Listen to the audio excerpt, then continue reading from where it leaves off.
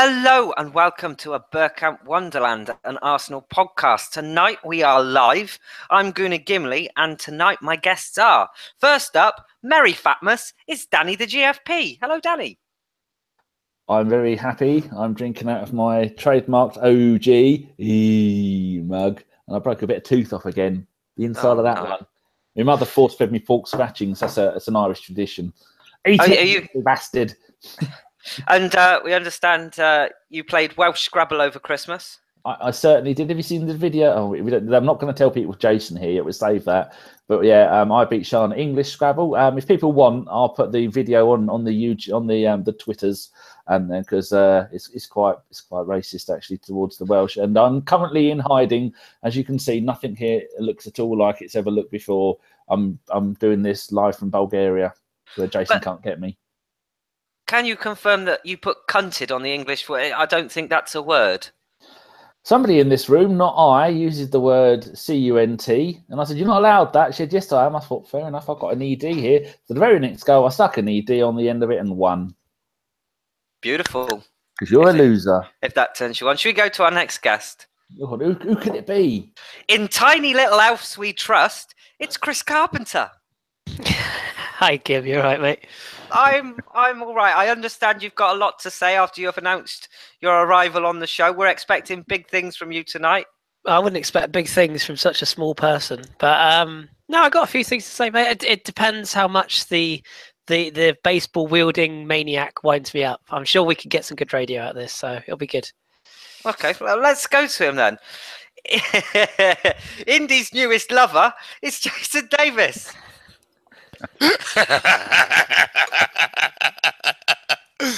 Oh, hello. I understand you are waiting at the airport this Christmas. We're going to make a movie out of it and call it Terminal 2.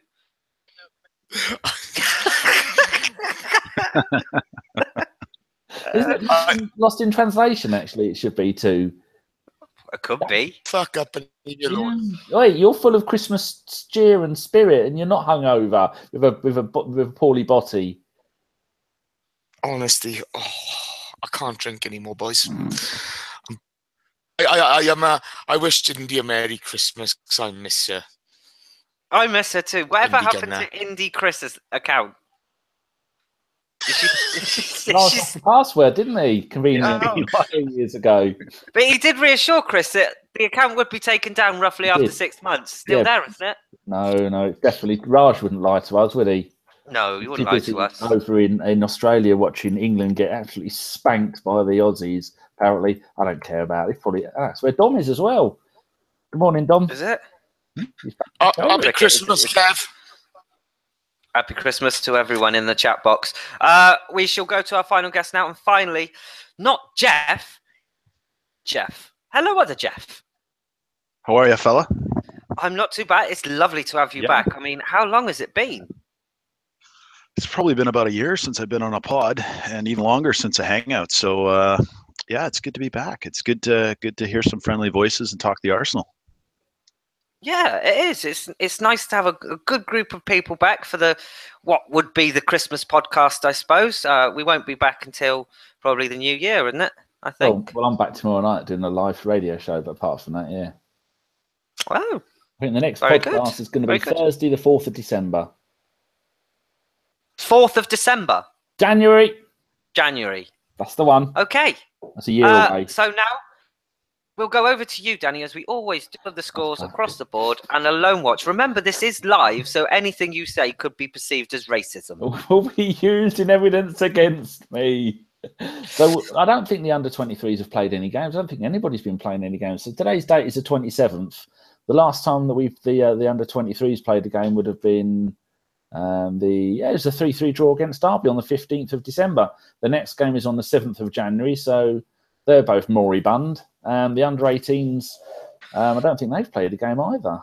What's the point in doing even this round? I should have told you this before, shouldn't I? You just don't care anymore. I do care. It's 13th of December. Remember, they beat Sheffield Wednesday in the Youth Cup. Their next game is the 6th of January. They're away at Aston Villa. It's my dad's birthday. I'll be getting him nothing. Maybe the women have played a game over Christmas. Let's go and see. Arsenal ladies. Boring the tits off me already. You shut your face. 17th of December, they beat Sunderland 3-1. And the next game is the 7th of January away at Chelsea. And that's it. And which one of the Loan Watch would you like to hear from? We've got Mark Bowler. Lucas Perez. You say this one every other bloody week. Takuma Asano. Yeah. What a wonderful phrase. Perez has actually had quite a decent run of games. He's not scored in a few. That's because they're third bottom of bloody La Liga. That's why they need him playing. He's still got 4 goals and 1 assist in 15 La Liga games, and in the Spanish Cup, 2 games, 1 goal, 2 assists. Maybe they should just concentrate on the cup. That's what they should do. But he's playing 90 minutes every single week, and they're getting hammered nearly every. They did beat Leganes 1-0 recently. Apart from that, they're shit. Anybody else want any of the Loan Watch people an update? Somebody else wants Joel Campbell in the chat. Michael Harneman. Yeah, I think we did him last week. Get up all you can, Joel. He's still injured. Yeah, the boy's still injured. He's sprained ankle, return unknown. How about Arsenal players who are... I can never find the link for that, this one. A quick injury roundup. Santi Cazorla back any day. They've been saying that for 2 weeks. They're just doing that so it's not sad. 434 days out. Nacho Monreal, he's been out for 5 days. Ankle problem, back in 2 weeks. Ramsey back in 6 weeks. He's missed 17 days. And Giroud is back in 2 months. He's missed 8. Is that 8 or 9? He's missed 8 days of a hamstring. There you go again. Can we mention Abue as well? Seems only fair to give him a mention after what he's... I'm only here to see Abue anyway. Gone through. Yeah, go on. But it's nice of... well, if anybody doesn't know, he did an exclusive with the Mirror, I think it was the other day, which is never a good thing. But just to really bring people's attention to what he's been through. And he's been essentially homeless because his marriage went up the shitter. And... he's been living in his car and sort of fleeing from bailiffs and not opening the doors and stuff. And he kind of outed and said that he'd lost Arsene Wenger's number and he didn't really have connections. And his wife pretty much took him for everything he was worth. And it was just a sad story. And I think the Galatasaray coach Fatih Terim, who's come back for, I think it's his 3rd stint since he's left. Since he's gone, he's come back again, and he's offered him a job coaching the under-14s at Galatasaray. He's given him accommodation, and told him he'll earn a living wage and be able to build himself back up. And I think Arsenal have released a statement to say that they'll support him in any way they can as well. So it's nice. It's a shame he had to make it all public, but for all of his faults, he's a human being like the rest of us, and nice to hear that 2 clubs wanted to help him out. It is odd the amount of money that he lost. Would have been screwed over by lawyers because he was only $2 million a year at Arsenal, wasn't he? He had a house in, is it Epsom or was it somewhere in London? I can't remember. It's somewhere quite flash, and sort of 3.4 million house or something, and she's taken the lot. So, and his daughter, she's refusing him to let him see his kids as well. He played 214 games for us and scored 10 goals. And got booed off. Bless him. Well, we always have to have one boo boy, didn't we? We hadn't signed Ramsey by then, I don't think, so we couldn't boo him. Should we continue with the show? What? Yes. Yes, lovely. We'll continue the show then by talking about our 3-3 draw at home to Liverpool, a game which epitomised Arsenal's season in 90 minutes. Chris, we'll go to you for your thoughts. Liverpool. I wasn't as annoyed, angry, upset, disappointed as everybody else. I do understand the people that say we've gone backwards, and I do understand the people that say we can't defend, and I understand the people that have a lot of negatives, because there were a lot of negatives on the night. There's no denying that. But I also like to sit on the side of the fence and say, that all that being true, no denying, we showed some real spirit and we showed some real hunger to come back in that game. I think that's been crudely overlooked since. I think as well you have to look at the situation we came into the game. We're not on form. Liverpool are probably in a slightly better form, particularly away from home than us coming into the game. We've had a little bit of a wobble, and I think some of the criticism that came some of the players' way was a bit too much. We've had that usual thing of people coming out and quoting the manager every 5 seconds, but refusing to give him any credit for a change around at half time, which just bores me. It's just the agenda peddling nonsense as usual. And some of the players, I think, maybe I'll touch on him a bit later on. I think Alexis Sanchez is now public enemy number 1, which I think is wrong.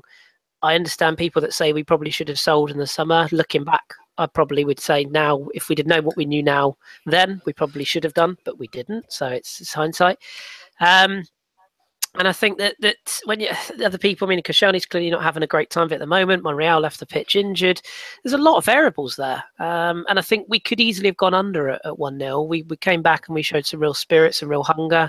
Atmosphere was brilliant, which we don't see enough of at the Emirates.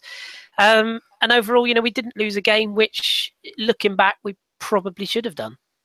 I mean, you can't argue that they were all over us the first half. I mean, they could have gone in 4 or 5-0. Czech made a couple of saves. There was a couple of bad misses from Liverpool. But all in all, I think they dominated us first half. Jeff, I'll go to you. Why do you think we start so slow? Obviously, we started slow against Man United, and that cost us that game. We started slow against Liverpool, and for a lot of the game, we were poor. As Chris has said, we did put in the effort to come back, and you can't take that away from us. But all season we seem to have started really cold and flat, and many teams have caught us on the break. So what do you put that down to?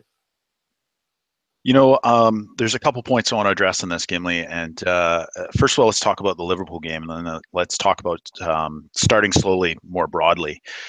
In the Liverpool game, and I just rewatched it just to kind of figure out where my bearings were on it.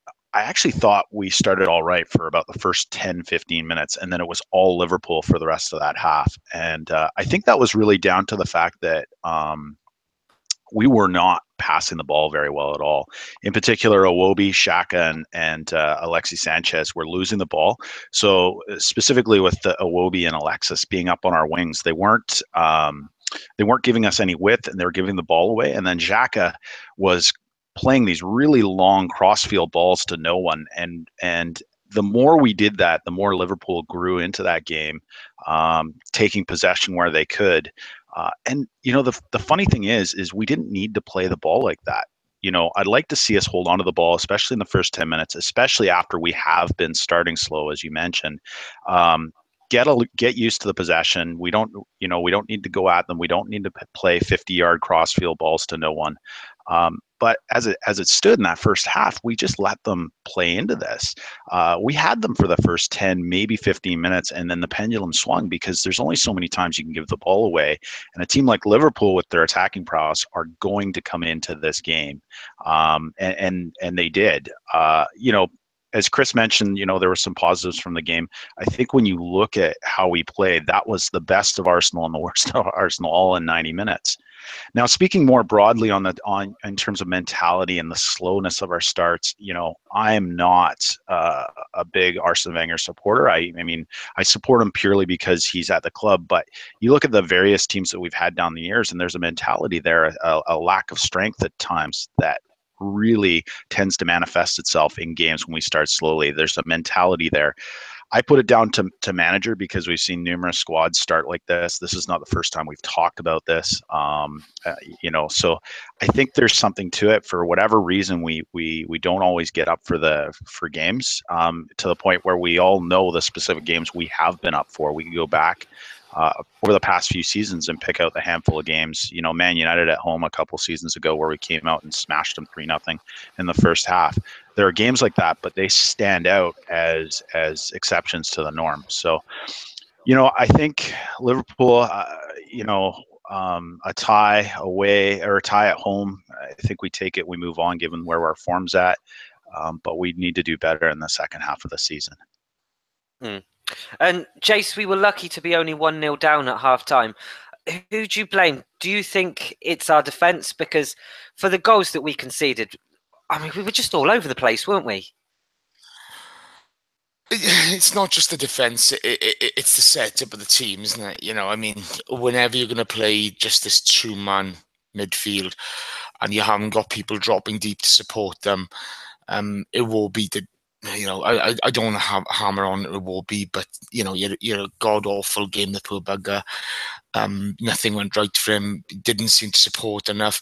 Sanchez and Ozil weren't defending at all on the night either. So, and then the midfield is struggling to cover the back four.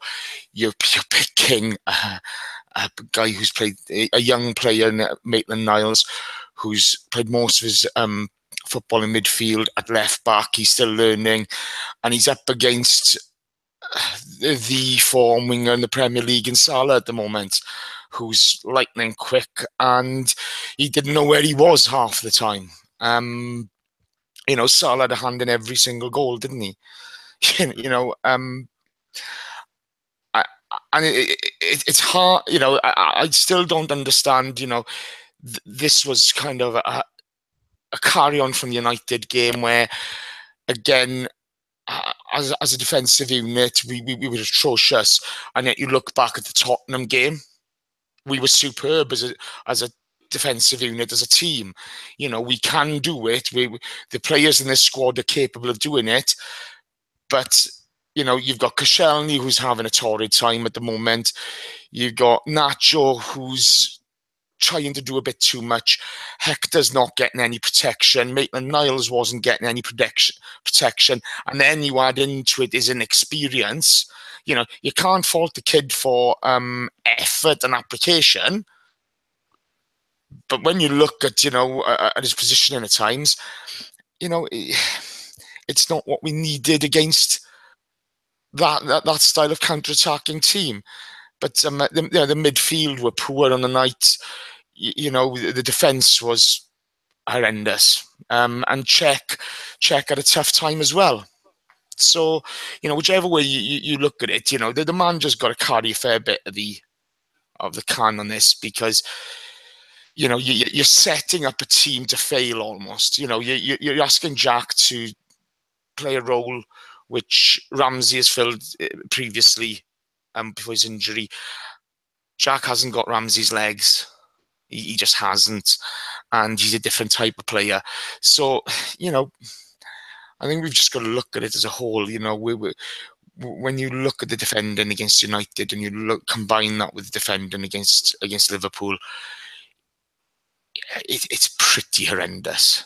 It's in fact, it's inexcusable. Sorry, go on. Sorry, Jace. I was just going to say, on one player you haven't mentioned there, Jace, is Granit Xhaka. There's, I would probably say there were more fans not keen on him than there were that were keen on him. Before we go to Chris, because I want to try and figure out what Granit Xhaka's role exactly is. Is he a deep-lying playmaker? Is he a defensive midfielder? But Jace, just quickly, your thoughts on him? He's having a torrid time, isn't he? He's really having a torrid time at the moment. But again, the midfield, for as much as the midfield aren't really covering the defence, there's nobody covering the midfield. So there's no help for these guys whatsoever. It's easy to pick on Xhaka at the moment. It really is. It's easy to pick on Koscielny at the moment. But as a team, we're not helping each other out. We're not helping each other out. There was a point in that Liverpool game where we had they were counter-attacking. We had 5 defenders in play, 5 people back, and 4 of them were running towards the ball. It was like a schoolboy match. And if anybody wants to try to justify that, try it, because it's fucking inexcusable. It really is horrendous. And these are not part-time footballers, are they? Come on. No, they should. I mean, they should at least be able to set up with a decent shape and be able to keep their shape. For that Salah goal, the second one, I mean, that was just so inexcusable, with the defence and the midfield all running to what was Firmino, and Salah just run right through the middle, and it's laughable, to be honest. But I will stick with Granit Xhaka, and Chris, I'll come to you next. I don't know what we were sold when we bought Granit Xhaka, but many seem to think he would be a defensive midfielder. Why is it you think he is struggling to excel in this team? Because from what I've seen, he's been really, really poor. Well, we bought the wrong player for a start. We bought the wrong player for the wrong system, for the wrong amount of money. It's hard to tell. Granit Xhaka is a very talented and useful footballer, but his style is not suited to what we're trying to do. It's not suited to being, in answer to your question, he's not a defensive midfielder. He's not a player that's just going to sit and win tackles. He is a player that has a very good range of passing, but he doesn't get the sort of time or style. It doesn't suit our style and our formation and being able to pick these passes unless you've got an all-action box-to-box player alongside him who has the defensive side of the game nailed on. I think Aaron Ramsey's been very, very good this season, but even he's having to adjust his role to counter for what Xhaka does in that midfield. I don't think Xhaka works with Jack. I don't think he works with Ramsey. I don't think he works with Coquelin. I don't think he works with El Nene. He's a passable, tough tackling midfielder when he wants to be, but I just don't think he was the right player to come in when we got him. And even at the time, I remember talking to Drew about this a long time ago, and we both sort of had our concerns about whether he would adjust and whether he'd be mobile enough. I think that's the biggest issue we have with him. People constantly talk about Coquelin's a prime example, but. Chris, can I come in there for a second? Against Tottenham, Granit Xhaka covered 12k. Yeah, but in a different style of play, isn't he? Maybe, but against Chelsea in the cup final, against Man City in the semi-final last season, you saw he was able to do that job, okay? And he covered 12 kilometers against Tottenham, okay? So maybe he's not as agile as we need, but he's certainly got mobility. You don't cover 12k unless you are mobile, do you? I think it depends what you mean by mobility. I mean, I guess when I'm saying mobility, I'm talking about being able to.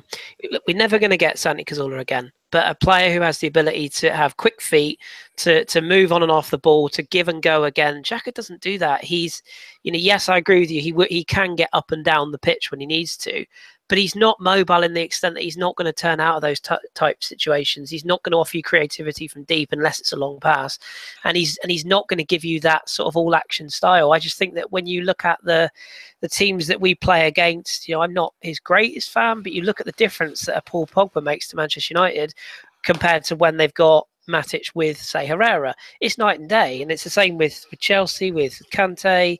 Bakayoko is a very good player, but he's different. He's not the same style. And all the clubs around Europe, they've got a mobile midfield. Look what Man City have got at the moment. Fernandinho is a he's a good tackler. He's decent on the ball, but he is mobile. He's an athlete. Xhaka, to me, he always looks like he's running in treacle, and I just don't think that the sort of style football Arsene Wenger wants to play, whether you like that or you don't like it, is just not suited to him. And he was perfectly fit in that Borussia Mönchengladbach side, and in German football, in English football, I don't know. I'm not sold, and I know people will say, 35 million's a snip when you look at the other transfers.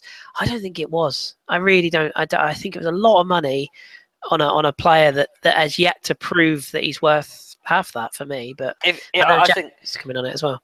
If we sold him in January, I don't think we'd even get 20 million for him. We'd get 15, 12 maybe. Yeah, something like that. No. Yeah. Jeff, I know you want to come in on this, don't you? Yeah, I think it's a little bit unfair to look at the player without looking at what tactically is going on here. Arsene Wenger came out, and I wish I had the interview, but it was around the time of the last Liverpool game, so the one in the summer where we took a bit of a smashing up at Anfield, and he said that he wants his second midfielder to push high up towards the attacking line when we're in possession, and he was specifically talking about Aaron Ramsey. And the reason he was saying that is because we don't play with the traditional wingers, so he's trying to create space in the middle of the field. And what he wants to do there is he wants to open up the field to allow Xhaka to play his passing game. Now, whether you agree with that or not, fair enough. But that, I think, is the hint as to why we brought Xhaka in, especially when we talked about who's going to replace Santi Cazorla. Now, completely different players got it. I think what he's trying to do is create space with his second midfielder and then open up the pitch through the center of the park. Now, Xhaka, the problem with him is he tends to force the pass a little bit too much, and you got to wonder sometimes if that's by instruction or not. So I think there's a little bit of the player here, but I think you really have to look at the system that's being played as well and wonder if he would be doing better if both center midfielders held back. We played with traditional wingers, actually right out on the chalk, getting their heels white. I do think there's something to that, and I think Xhaka possibly, if we played more two deep line playmakers, I think possibly he'd be a better fit for our team. And Danny, finally, before we move on Granit Xhaka, I know you probably have some wise words. Do you love him, or does he frustrate the hell out of you? Yeah, I do love him. He's a fantastic player, but he's like Chris was saying, that's not the player that he is. He commanded that Borussia Mönchengladbach midfield, one of the best players in the Bundesliga, and it seems much like Kolasinac.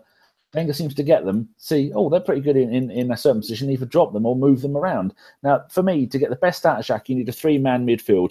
You need someone who's going to do the Vieira-type job, kill people, get the ball off them. Then you need someone like Xhaka to pass it around all over the place. And then you need someone like Wilshere or Ramsey to go forward with the ball, maybe have a shot on goal or pass it to other people.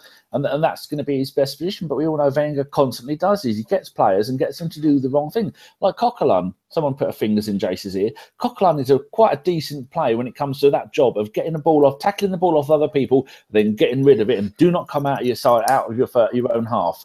But he won't play him in that. He'll play him in the Ramsey role of, go on, off you go, up top, try and score a goal. And that's not going to work. That's no good. And I'm just looking at an article, but it was moaning at me for not undoing my blocker, my ad block. And I read somewhere that Xhaka has given the ball away more times than any other player in the Premier League this season.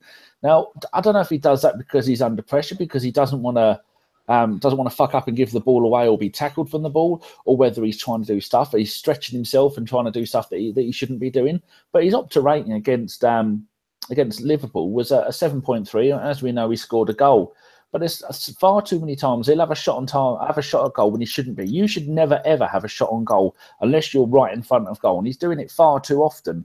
And I think times that when he does score, you think, oh, no, he's just going to do it again. El Nenny's got a touch of that as well. I don't know why these players do that. That's not your job. Your job is to give it to somebody else who can get the shot on target, not have a shot from a mile away. And I feel sorry for Xhaka because he's a decent player. Remember when we first signed him, it was much like when we first got Kolasinac. We thought, oh, my God, this is a player we've been waiting all season for. This could be the answer to, oh, no, look, he's shit again. Oh, no, everyone's on his back again. Oh, well, that's not going to help, is it? Oh, and I expect to see him playing at right back any day now. That's my thoughts on it. But I'm usually wrong. So should we talk through some of our goals then, or we'll skip over the Liverpool ones? But we were 2-0 down, and effectively the game was over with how we were playing. And then 4 minutes of madness. I think it was, what was it? Something like 4 minutes and 50-something seconds, I think it was. I have written it down here somewhere. They scored on 52. We scored on 53, 56 and 58. Yeah, I mean, it was fantastic. First of all, we'll start with the Alexis goal, and we'll cover a little bit on him. There was no celebration with his goal. Jason, I mean, where'd you go with him? I mean, the rumours are that he's in Paris at the moment, that Arsenal have given him an extra couple of days off. Do you think that this is because they're maybe hoping that he can't put up a move to get him gone? I genuinely don't know, mate. I genuinely don't know what's going on. You know, we're a basket case when it comes to transfers at the moment, aren't we? You know,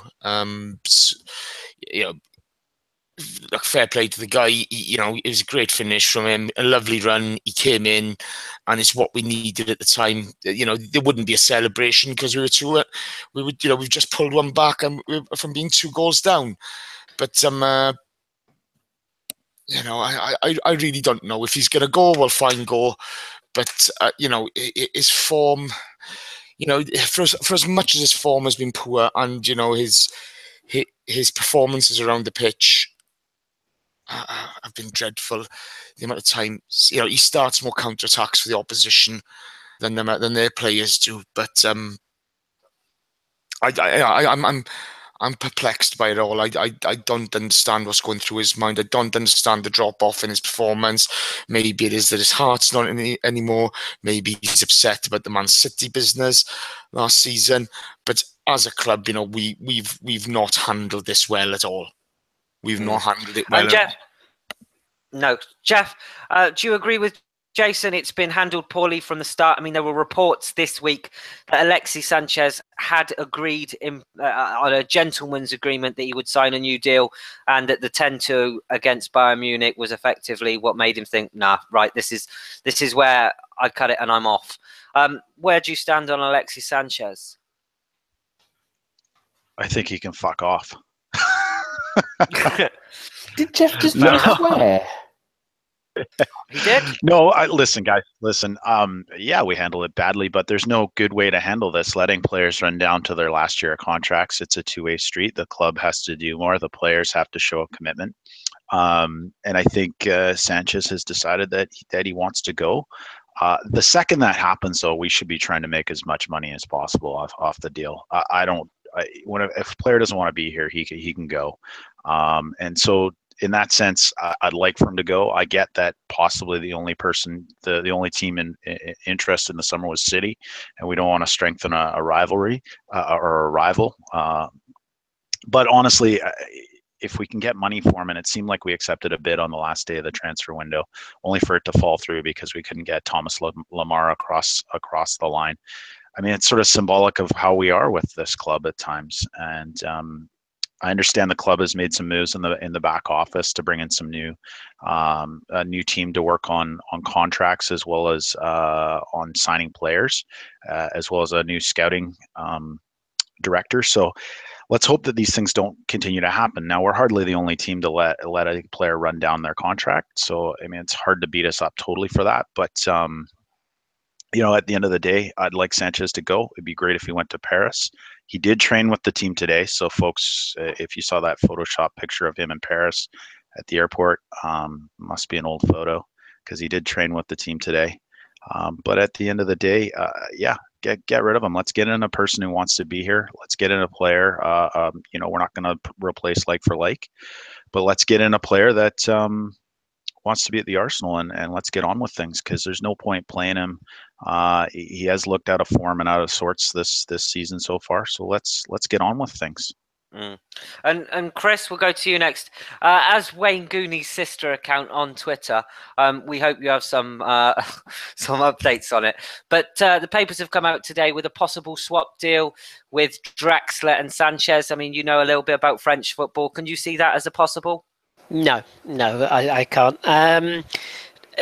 PSG are a very complicated club at the moment, in that they've got to shift a lot of players out to meet the financial fair play regulations, which we all know don't actually exist and are made up. The pants a bit over it as well. Well, the main reason that they're shitting the pants over it is because they've got a deal in place to sign Kylian Mbappe next summer, which is 110 million quid, I think I'm right saying.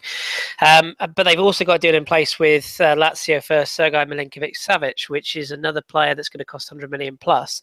And if they sign them both, they're going to have to balance the book somehow. The problem with Project PSG, as it's known, is that Alexis Sanchez is not going to sign for Paris Saint-Germain, as long as the trio of Cavani, Neymar, and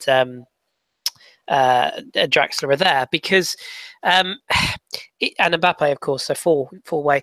Draxler doesn't want to leave Paris to start with, so you're trying to get a player out of a club to join a club where he doesn't want to be. Well, if you're getting one out of our club that doesn't want to be there, there's no point bringing in another player who doesn't want to go somewhere. So that's pointless. There's more likely that they're going to shift Lucas Moura and Angel Di Maria, who both are on massive wages, and both are doable. There's also a reason that PSG are looking to bring in Lassana Diarra, remember him? Because it's a cheap option, and they can shift some of the high earners off the books. They're even trying to sell Kurzawa to United. So I don't see why you'd get rid of a player like Draxler, who's a German international, who's likely to even start for Germany next summer, when he doesn't want to leave. And they're not. Alexis had an option to meet with the Manchester City and the Paris Saint-Germain owners last summer, and PSG made it clear they were going to go for Mbappe, and that's why the City link kind of ramped up. I think City's realistically the only option that Alexis has got. And I thought Guardiola's interview recently with the journalist, where he was very sort of, for a man who's so confident with his words, he was very, very coy in that, very uncomfortable with the questioning. I think Alexis does want to go, clearly. The bit I have an issue with our fan base, and this is one rant I'll have to have, I do get really tired of people that you see it whenever the little team sheet goes up pre-game. The team comes up on the Arsenal website, on the Twitter feed. Everyone's off, oh, drop Alexis. And play who? I don't understand. I get that people think he's not committed. I do understand that. I get that he's not having a great season. But so you'd really rather play Danny Welbeck, would you? Really? The same Danny Welbeck that people give shit for because he converts 1 in 5 or 6 chances. You know, it's just, as long as you've got a player who can change a game and win a game on his own, you play him. And if that's kind of us bending to his demands, that's our fault as a club. That's not the player's fault. He made it clear he wanted to go. We didn't sell him. That's the club's fault. It's not the player's fault. And while he's on the pitch, you know, he does give his all. He does put an effort in. Yes, he gives the ball away. Some of the best players in Europe give the ball away time and time again. It's one of those things you have to accept when you sign a player who's a bit of a maverick. 33 times against Man United. Yeah, yeah, I agree. But look at some of the rest of the players around Europe. You know, look at how many times Messi loses the ball. I don't care about Barcelona still win, okay? Barcelona still win. And that's why it's an issue with us, because we're not winning. If we were winning, nobody would give a monkeys if he gave it away 50 times a game. I totally agree with that. But as well, you have to take into account those people saying those things. They have a valid point, because the guy's not winning us games, okay? He's not tracking back like he used to. You know, Maitland-Niles. I think he is. Oh, bollocks, Chris. I think he is. No, I think he is. You look at his running stats, okay? Okay, Mesut's covering more thing than him, more ground than him, okay? You know, you look at where you know, Salah's involved in all 3 goals on Friday night. All 3 goals. You know, you've got Alexis trying to do, you know, the smart ass thing at the edge of the box. You know, I mean, we know his talent. We do know his talent. It's undeniable. But, you know, for him to be worth a place on the team sheet, he has to deliver a bit more often. But this isn't new, Jace, is it? This isn't a new phenomenon. It's not like we signed this player who was unselfish and never threw tantrums and was always He's been like this since we signed him. We knew what sort of player we were getting. He threw these shots at Udinese. He threw these shots, you know, every single club he's been at, whether it's from the youth level all the way. He is a winner. You know, he is a winner. And people, I understand that us as a fan base, we always have to have somebody that we don't like. It's always got to pick on somebody. I don't know why, but I think it's, to be fair, it's the same with any club. There's always a player that you love to hate. I think our fans are getting on the back of a player that, in their opinions, is not committed. That's their opinions. It's not fact. Well, it is fact, because he's not signed the deal, has he? And he went away. So okay, if you wanted to move, Chris, okay, then you're not committed to the Arsenal. That's a fact, okay. But yet we're all lauding Mesut Ozil right now. So you know, Mesut Ozil showing better form. But he's not committed. At least he seems to be putting more. But he's not committed. No, I agree. I do agree. I'm not having a go at you. I'm just saying that you can't feed the spoon and then take the spoon away and expect it to be fed again. You know, it's just not. I just think people see it in such a rose-tinted way, and if Alexis Sanchez turns up tomorrow night and scores a hat-trick, nobody will say shit. Nobody will say, of course he won't, because he's delivering. Then, isn't he? He's delivering. And this is the problem. He hasn't delivered this season, has he? But he got us back in the game on Friday night. And then some would argue he then gave the corner away and that led to the goal. But you know, but would Danny Welbeck have maybe scored that goal? Maybe not. But what if Danny Welbeck is on the end of that corner and it balloons into the air and doesn't go in? Yeah, but to be fair, Chris, you know, the one thing about Danny Welbeck, okay, you know, who would you pick? 99 times out of 100, you'd pick Alexis Sanchez over Danny Welbeck. But the thing with Danny Welbeck, he always gives you 110%. Oh, I'm not. Don't get me wrong. It's not Welbeck hate. You know, I love his work. Right? No, I know you're not saying that, mate. But I think that's the bottom line, guys. Is we signed a player to change games. If he's not changing games, it highlights all of his flaws. Yeah, and you're absolutely right. He's been giving the ball away for seasons upon seasons upon seasons. But if he's not changing a game, and arguably I know he scored against Liverpool, but he has not been on form this season so far. At the end of the day, I mean, why are we keeping this guy? I mean, that's the salient point here, right? We hired a game. We've got a game changer who isn't changing games.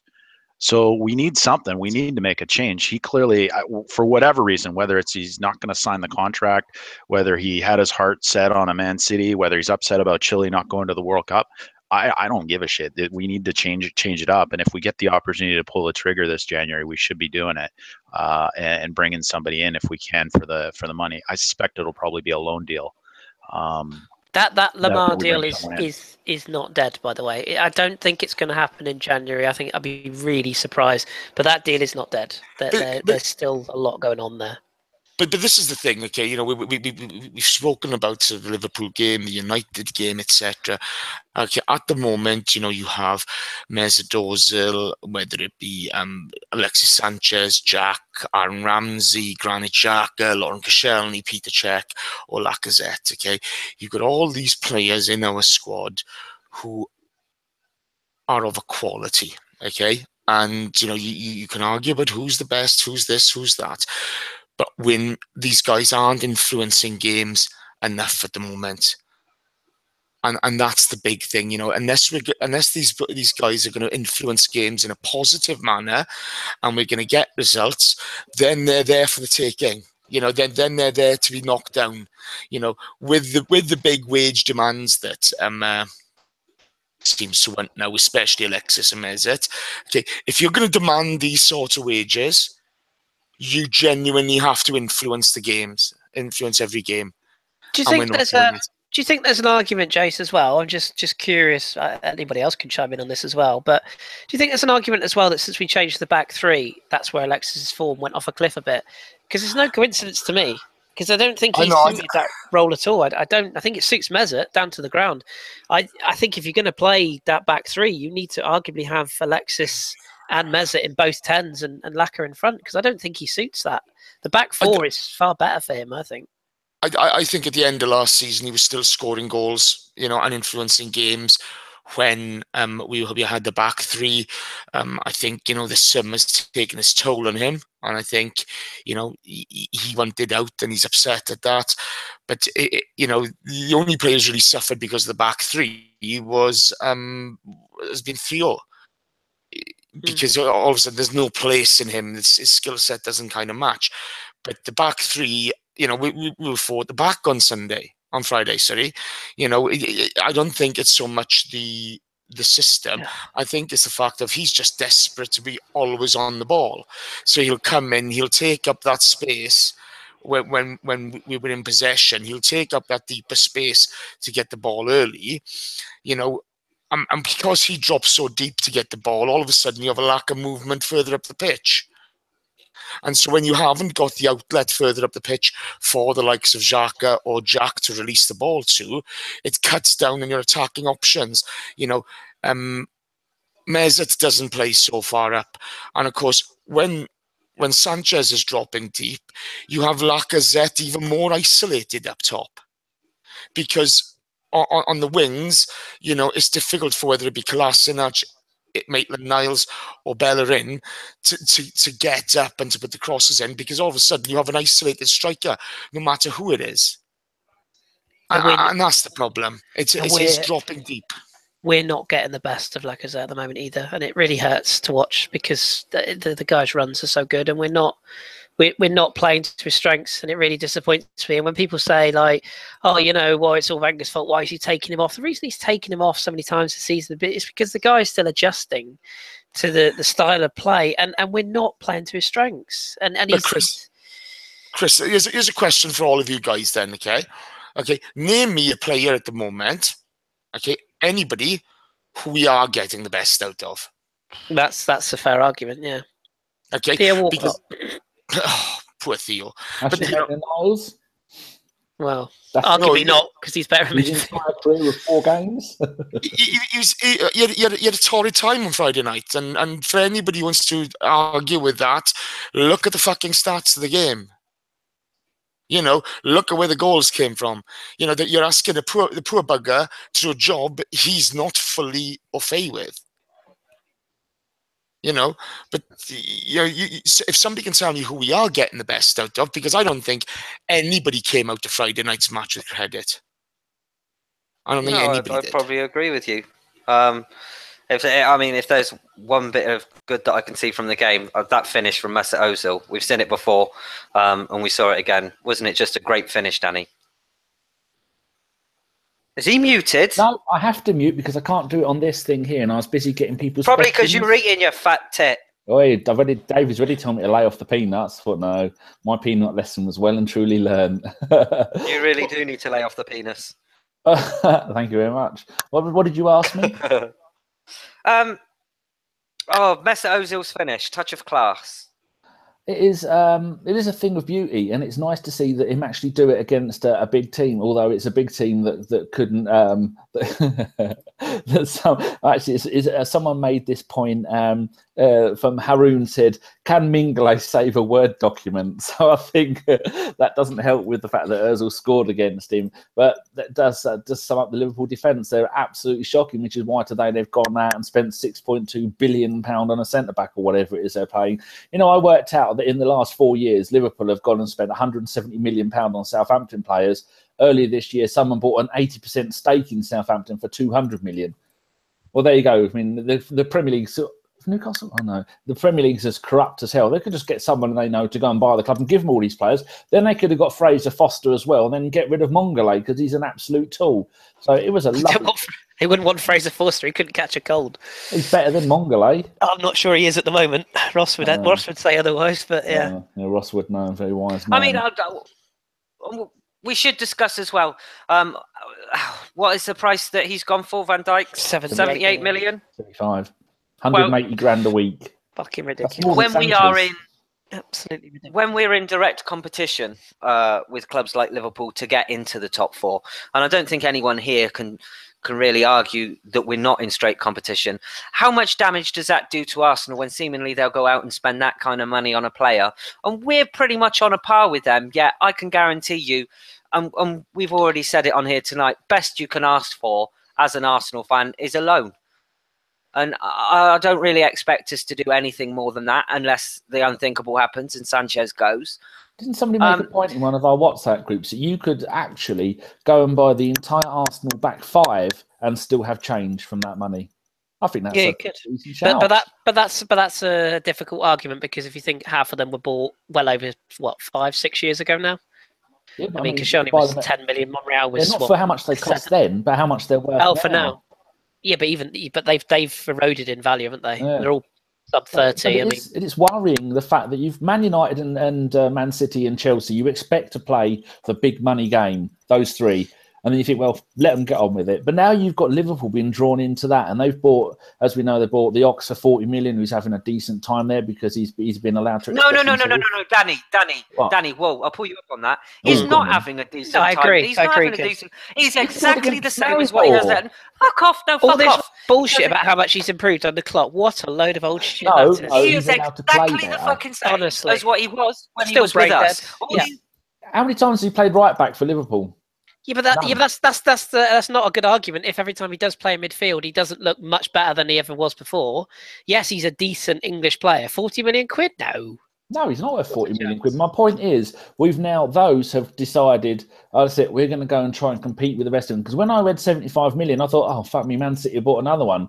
And I've read it going, oh, that's bloody Liverpool. So that's now 4 teams that are buying players for money that we are never, ever going to spend on players like that. It's not my money. We shouldn't care.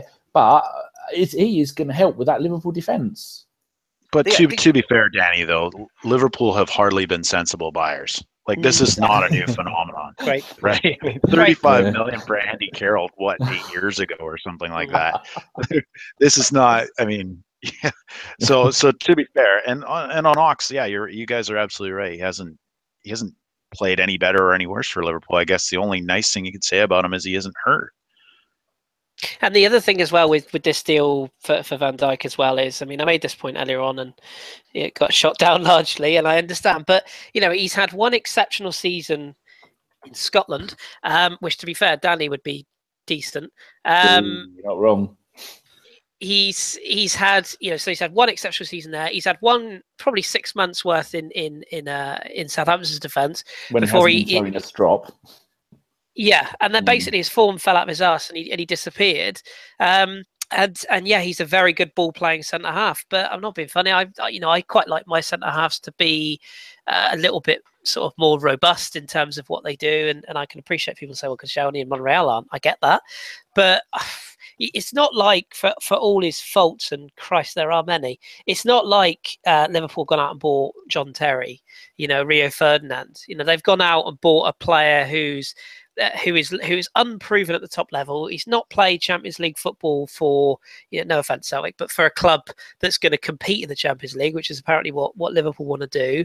And I think the very fact that he's chosen to go to Liverpool over Man City says quite a lot about the player. Because I think that only goes to show that he knows that at the very, very top level, he's not. And I don't think he's elite. I don't think he is. And I think for all my thoughts on Guardiola, I think if you're a player who's at the very top of your game and you think you're one of Europe's best defenders, which is what he's been telling Southampton for the last year, you go to the very best option you've got. And no offense, partnering Dejan Lovren is not the future of your career at the top level, in my opinion. So, and Sam's just made the point in the chat box. They've also paid a huge amount of money on Naby Keita, who's hugely lauded across Europe as being one of the next big stars, and he could very well be. He could also be Emre Can. So they're paying huge wages, and I get the argument. Where's Emre Can going? Juventus, by the looks of it, on a free. There was talk that Man City were after Emre Can.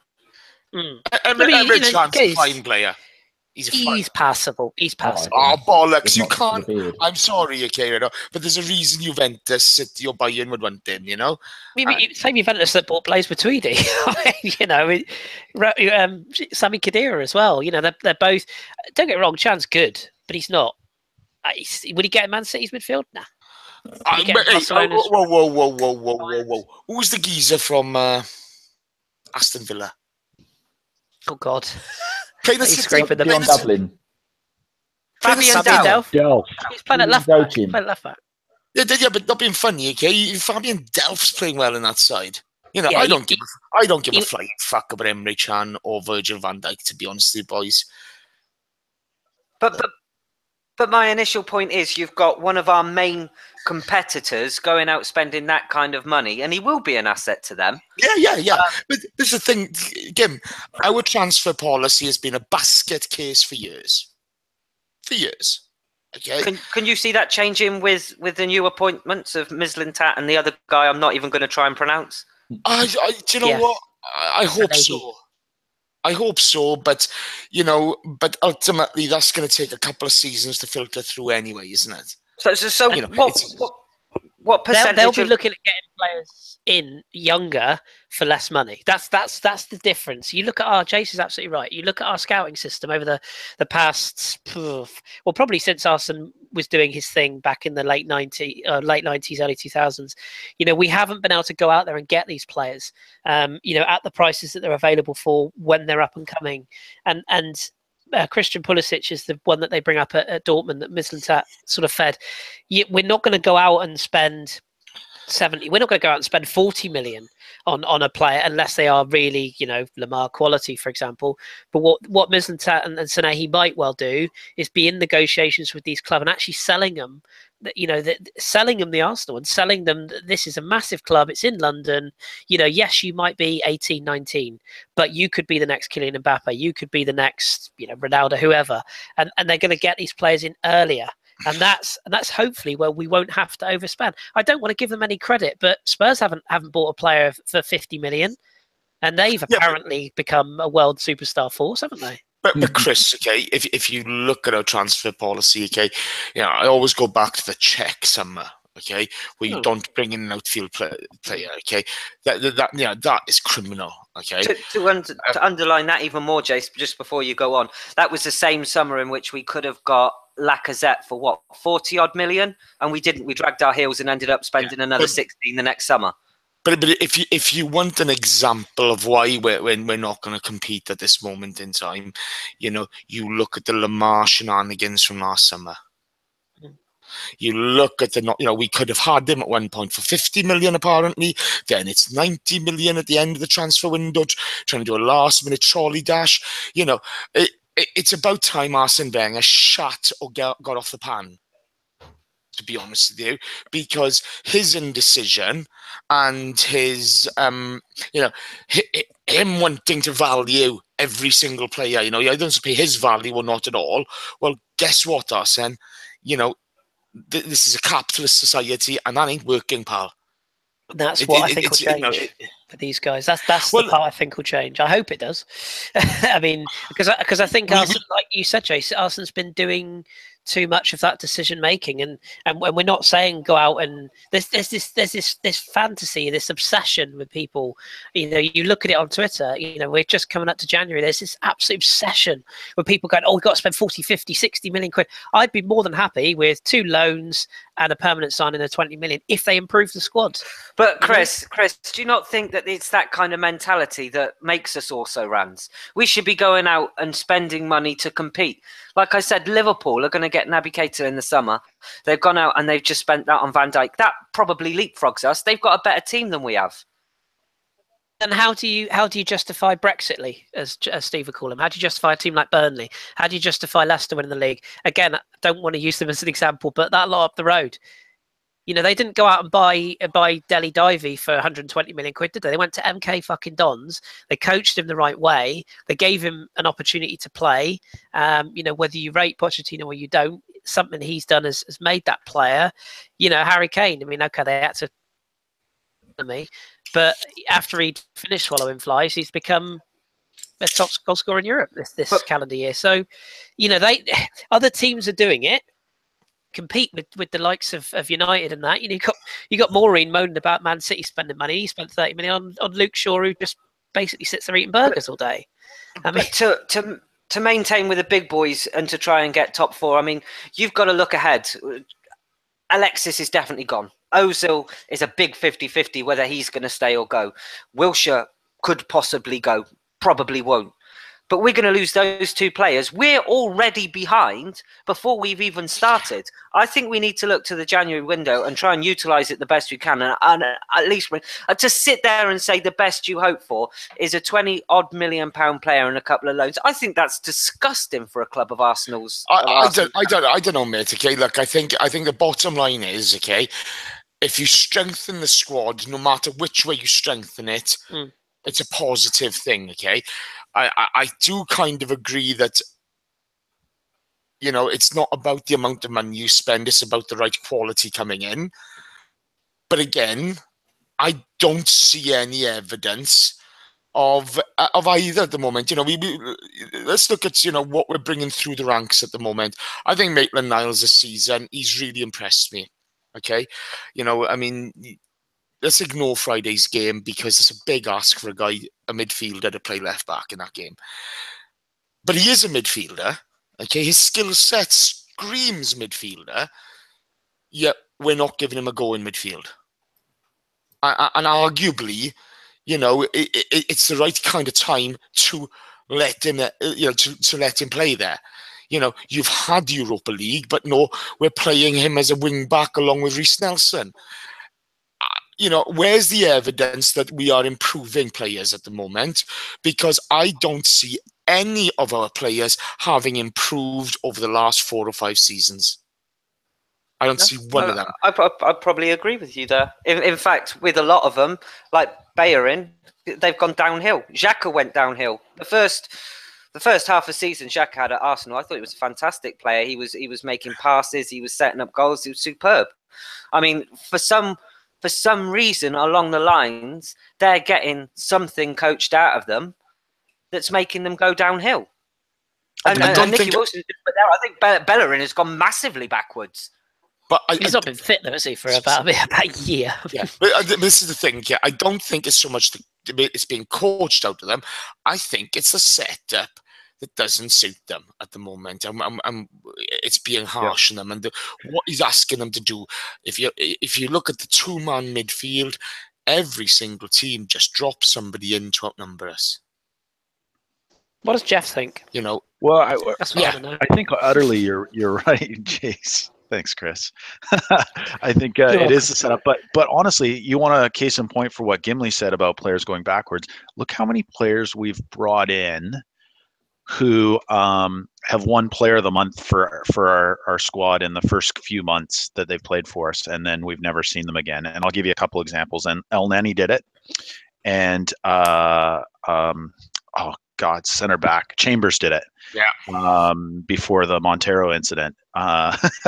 So, I mean, you look at that, you're probably quite right. And we are utterly predictable when teams set up against us because teams know they can put pressure on a few players. They can push us, they can press us, and they're going to get a result. So I think that's right. Getting back to the Van Dijk, and I know we don't really want to hammer that. I don't think that that's the benchmark for what a center back will cost. And I kind of alluded to that in my previous comments that it's Liverpool. They're going to pay a premium. They always do. And it was a player coming from the Premier League. And, bringing that full circle to what Chris was saying around finding young talent and developing it, I think there is a point there, but it's not one or the other. I think it's a bit of both. We need to go out and find those players and develop them. And whether they're going to develop at Arsenal or not is there's an argument to be made there, but we also need to be looking at established players to bring in. It's not one or the other. I can think of a handful of center backs that are probably available either this winter or this summer that would be cheaper than Van Dijk that are household names. And Chris, you're a guy that would probably be able to speak to this a little bit better, but I know we've been linked with Rugani. We've been linked. Well, Bonucci looks like he's available. Benatia, that's Juve covered. Yeah, Manolas looks like he might want to leave Roma at some point. And you look a little closer to home, Tarkowski at Burnley looks like he might be a mover. Oh, I think he looks awful. I think there's potential there, but Jeff's right. I mean, it could go Michael Keane or it could go John Stones. It could go either way. Yeah, or it could go Johnny. I mean, yeah, there's a Johnny lot Evans, of exactly.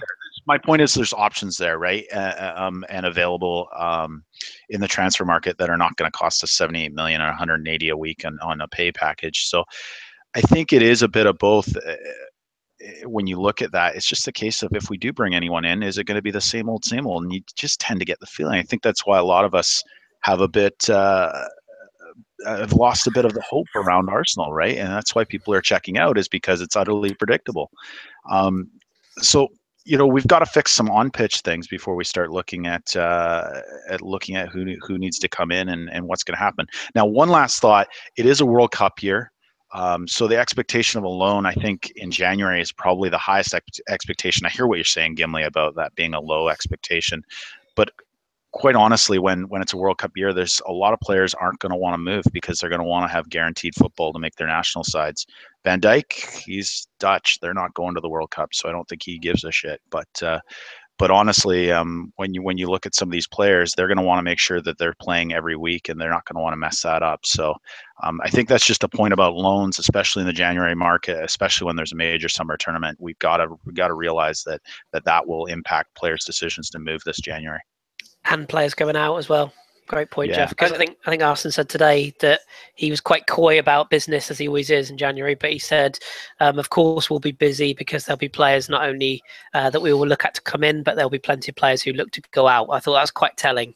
That there's probably a few, probably younger players, but our squad's not exactly thick as it is. So I wonder who might be looking to move on, because Giroud's injured. I can throw I can throw a name out there to one we have been linked with in the papers. I don't know how true it is or not, but Mehdi Benatia. Apparently that we've looked at him and bid 35-40 million for him. Does anyone know about what kind of form he's in or anything about him? He got the winner the other night for Juventus against Roma, his former club. He's a very good player, a former Bayern Munich centre back. The reports that the bid has gone in are a little bit wide of the mark, in that we made an inquiry from what I can gather anyway. But yeah, I mean, it's the trouble with dealing with a club like that is he's in Juventus's first team at the moment, so you're looking to try and get a player out who then needs to be replaced. Jeff made the point they've got Rugani and others to come in, but you are looking at about 35 million quid. There's obviously, I would be a bit biased here, but there's three very, very decent young centre halves you could prize out of France in this January window, which would all be longer term options. But we've got arguably two of the best young centre backs in the country in our squad as it is. So how many more centre backs do we need? Last season we were all lauding Rob Holding this season, he's barely got a kick. Callum Chambers. Where is he? Where is Rob Holding? He's getting on the bench a bit, but he's just not. He's just not playing. He and Chambers played well against West Ham in the other night in the Carabao Cup, you know. And the one thing I do like about the both of them is when Carl came on, they went for him. Yeah, they did, especially Chambers. Chambers just looked at him and aligned him at bang straight away, okay? And the pair of them really worked well as a pairing. Mm. You know, they've played age grade international football together. You know, they're a very good pair of young centre backs, and I don't understand why they haven't been. Well, Chambers has been injured a lot this season, so that's been difficulty for him. But now we need to see them start coming through. Because one of the things that watch Football Focus and start, they never watch Football Focus, but Martin Keown made the point. During his time under Arsene Wenger, if you made the type of mistakes our players are making at the moment, and you can go straight through the team, okay, you don't have to pick anybody in particular, but they're all doing it. He said you simply wouldn't be playing the next week. You know, you simply maybe we have to lower our expectations a bit as well. I mean, maybe we're. I know nobody wants to hear that, but. Yeah, but we're the sixth biggest club in the world, okay? And I'm sorry, you know, but the reason we're in the position at the moment, I don't think, you know, it's all doom and gloom. I don't think it's all doom and gloom, okay? But when you look at the performances that, you know, Koscielny, Xhaka, Alexis, etc., been putting in recently, okay, are they good enough for us? And the answer is no, those performances are not good enough for us. No, you've gone full Dalek, Jace. Sorry, is that better? No, you sound a bit like this. I am a Dalek. I am a Dalek. That's what I like to call it. There you go. It's Josh Daw syndrome. Josh gets this on our pod every week, about an hour in. You know, so the performances that our senior players are putting in, leaders on this team, are simply not good enough at the moment. Okay, and unfortunately, coming from the top, okay, coming from Arsene Wenger as well, he is not setting an example of these performances are not good enough and dropping these guys. Yeah. You know, the old ruthless Arsene is a long time gone, and that's a sad thing, and that's why we're struggling. But you cannot lower your expectations when you're the sixth biggest club in the world, because I'll tell you one thing: when you start lowering expectations, you'll start to fail to meet those lower expectations as well. So it needs to change. Okay, the mindset in the club needs to change. Okay, if you want to be a stellar football club, you know, a club that challenges for the very highest honours in European and domestic football, okay, you have to have the mindset to go out there and challenge. It's not all about money. You get your player mix right, okay, but then you demand the highest standards on the pitch. Okay, and it's about, you know, and I don't want to pick on Laurent Koscielny here because he's been fine. If you're going to go full Carpenter, can you sort your audio out? Okay, I'll change now. Okay. The one Koscielny should have been dropped by now. Yeah, but this is the problem. You see, you don't have one into the tag team. You don't have the option of dropping Laurent Koscielny because he's the one. He's the one consistent in our back four. He's the one player that we're overplaying because we're so reliant on him. The manager clearly has given up on Mertesacker since he said he's going to go and play the or manage the youngsters next season. Yeah, retiring. You know, Arsenal's clearly not 100% sold on Chambers and Holding yet. Mustafi is, you know, ups and downs. I think he's had very good spells, but he's also had very iffy spells. This is a player, again, don't forget that we tried to farm out in the summer, part his request, part our request. There's a few bits and bobs there. I think the issue of signing people, we were going back to like fees and stuff. maybe it's a question that we're missing out on players that we could snap up young. That's the issue I have. I mean, there's the biggest example I can give you is Bayern Munich, one of the biggest clubs in Europe, if not the world. Yes, they've got a fair amount of money given the amount of sponsorship deals they've got, etc. They signed 2 players from Hoffenheim last season at the start of this season to join on frees. Who people may know. Sebastian Rudy was probably the lesser of the two, and Niklas Süle, who's arguably the defender that Germany are going to build their World Cup defence around. And at the time, I think it was 22 million quid. I think they had to pay, so maybe it wasn't on a free. I think Rudy was on a free. 22 million quid. That's nothing. But we're nowhere near that market, and that would be where I'm looking at and saying, yeah, it's all right saying about your Van Dijks and all your other John Stones, all this crap. Why are we not where we were when Arsene came in and had a look at players like Patrick Vieira is a bad example, but even like someone like a Sylvain Wiltord, who wasn't necessarily a proven, world class quote unquote centre forward, but somebody you could get for a decent fee who would add strength and depth, like Jay said earlier on. Freddie Ljungberg's another prime example, and could go on to become a quality player.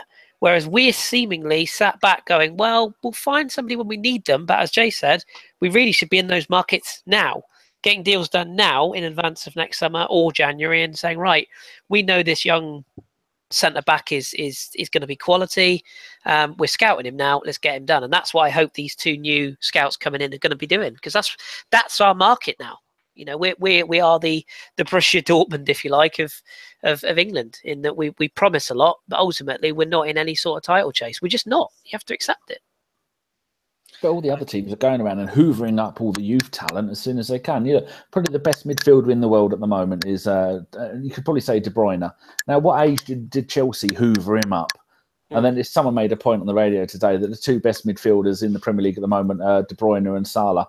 And Mourinho had them both and got rid of them both. Genius. Don't forget Fraud Kaku as well. Yeah, he got rid of him. That's probably good thing, though. Probably best. Yeah, but yeah, you're right. You're right. Jace, sorry. Say something so we can check your audio again. No, nothing. Oh, one other thing to add as well, Danny. Ross has just made this point, who's listening in. Ryan Sessegnon, he's another one, touted as being one of the great Championship up-and-coming players, and it looks like he's off to Spurs. Why are we not in the market for a player? If Spurs can afford him, Spurs can afford him, why on earth are we not looking? I think what it boils down to is its lack of ambition. It's the can we do a job on so much money? The uncertainty that is ahead for our football club, like I mentioned earlier. Ozil, 50-50 whether he's going to sign. Alexis, in his mind, has already gone. Wilshere might possibly go. I mean, we should be looking towards the future and saying, okay, so who can we get in? When can we get them in? And how do they solve a problem? Well, it's not happening. It's not going to happen now. To get a loan in, but to get a loan in is all right. It's fine to get a loan in, but it only sorts out the problem short term. I can get behind a player that is in an Arsenal shirt, but how can you be happy when that player is going to fuck off at the end of the season and you don't know if you're going to sign them? I want Arsenal to show a bit of conviction in the transfer market and spend some money. Everyone around us is going to spend, and we are going to not spend and sit there dragging our heels. It's frustration. It's pure frustration.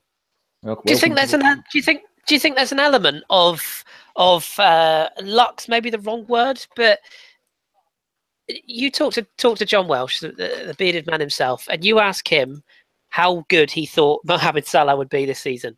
He's I think John described him as the Egyptian Theo Walcott. At Roma last season, he got goals, but generally it was ball in front of him, straight line, run, get the odd goal. Like that. That's what he did. And all of a sudden now, Liverpool taking a gamble on him, and he's been brilliant. But I would challenge anyone to tell me that when Liverpool signed Emre Can, Mane, Firmino, even Coutinho, who was basically a flop at Inter Milan, how many of those players that Liverpool have signed that are now being lauded as, world-class talents? Man City and Man United less so, because I think they're in a different market, even Chelsea. But actually, Chelsea is another good example. If Arsenal had signed Zappacosta, you know, would we all just be sat here moaning, saying, well, who the hell's he? Don't know who he is. He's only played for Sassuolo. But yet he's gone into Chelsea's team and he's improved. And Mika, what's his name? Alonso. Is it Mikel Alonso? The murderer. Yeah. Marcus Alonso. Sorry. He was a failure at Bolton, for fuck's sake. And then he had a decent time in Fiorentina. Conte knew him, brought him in. Look at him now. He's one of the best fullbacks in Europe. So sometimes Jace? There's got to be an element of that, you know? No, I can see your mouth moving, can't hear you. You might have to go out and come back in. And go out, Jason, come back in. As soon as you do, say something. No, Chris, let's talk about that, though, a little bit, because we have signed players like that who are no longer in our first 11. And, you know, we do have this transfer policy. It seems to be that we're not going to buy anyone unless it improves our first 11 squad. And you know, I'm maybe interpreting that comment a little bit more than I'd like to. But at the end of the day, we've got players that we root out and aren't in our starting 11 anymore that possibly could be better players. And I think the issues that we have, we talked about developing players going backwards with the squad, are more systemic than just who are we going to buy. I saw some chat in the chat saying I have no hope, that I'm down on.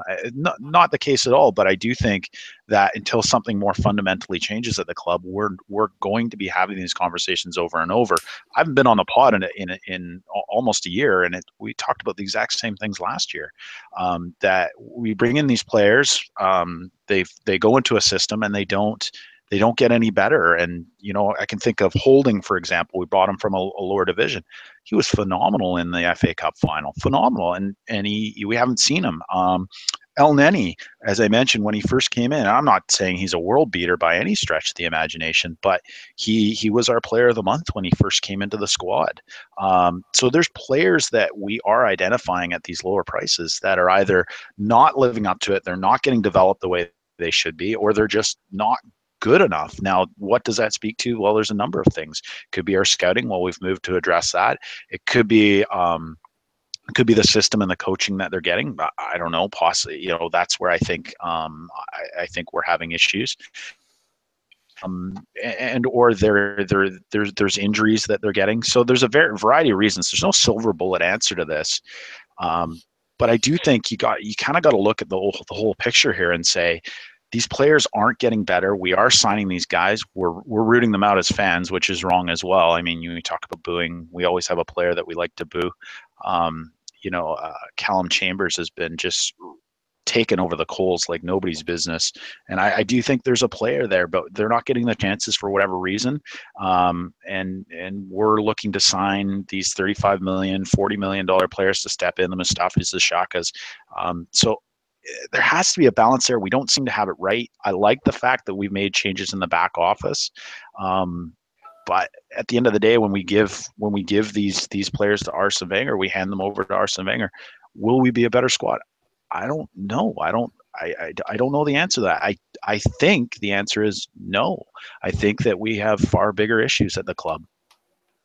And we're now there's a lot of Arsenal fans pinning their hopes on signing Wilfried Zaha in January. I mean, Wilfried Zaha. I mean, you know, and I'm not saying he's not. Yeah, I'm not saying he's not a talented player. He's clearly very talented, but he's also a player that failed at Manchester United. And it doesn't work out at every club. Doesn't work out. No.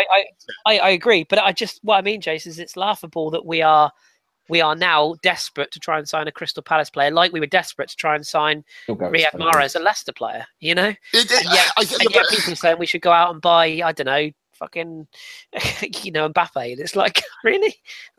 Which way do you want to go? Yeah, but I think one of the big things at the moment, look at the team as a whole, okay, and there's a lack of leadership throughout the team. Okay, you have introverts in Ozil and Koscielny being two of your senior players. Okay, Xhaka hasn't kind of got the performances under his belt to really become a leader in the team yet. Ramsey's a bit of an introvert as well. Sanchez, it's all about Alexis. Do you know what I mean? And if you look at Lacazette up top, he's ploughing a lone furrow. You know, he's so isolated. So, and unless you've got leaders throughout the spine of your team, then any young players that come into the team are going to struggle. Because, you know, they do need their hand held initially. So it doesn't actually matter who you buy, you know, until we have some strong leadership going straight throughout the spine of the team. Is anybody can survive in this team? You know, I find it very difficult at the moment. I look at it and I don't want to pick on Koscielny because I like the guy, you know, I'd really got a lot of time for him. But, you know, he's not a naturally vocal player, is he? And we don't seem to have too many of them. Xhaka's more vocal than anybody, but he needs to take up a real leadership role in the team. You know, and he needs to improve his own performance as well. I agree. But Jay, so I want to talk to you about that. Just I tend to agree, but you know, we've spun our wheels so many times on this, and you know, we've said things like we need more players in the coaching staff. Well, we've got it. We've got, you know, howling mad Lehman in the coaching staff and Steve Bold, and we're still having these issues.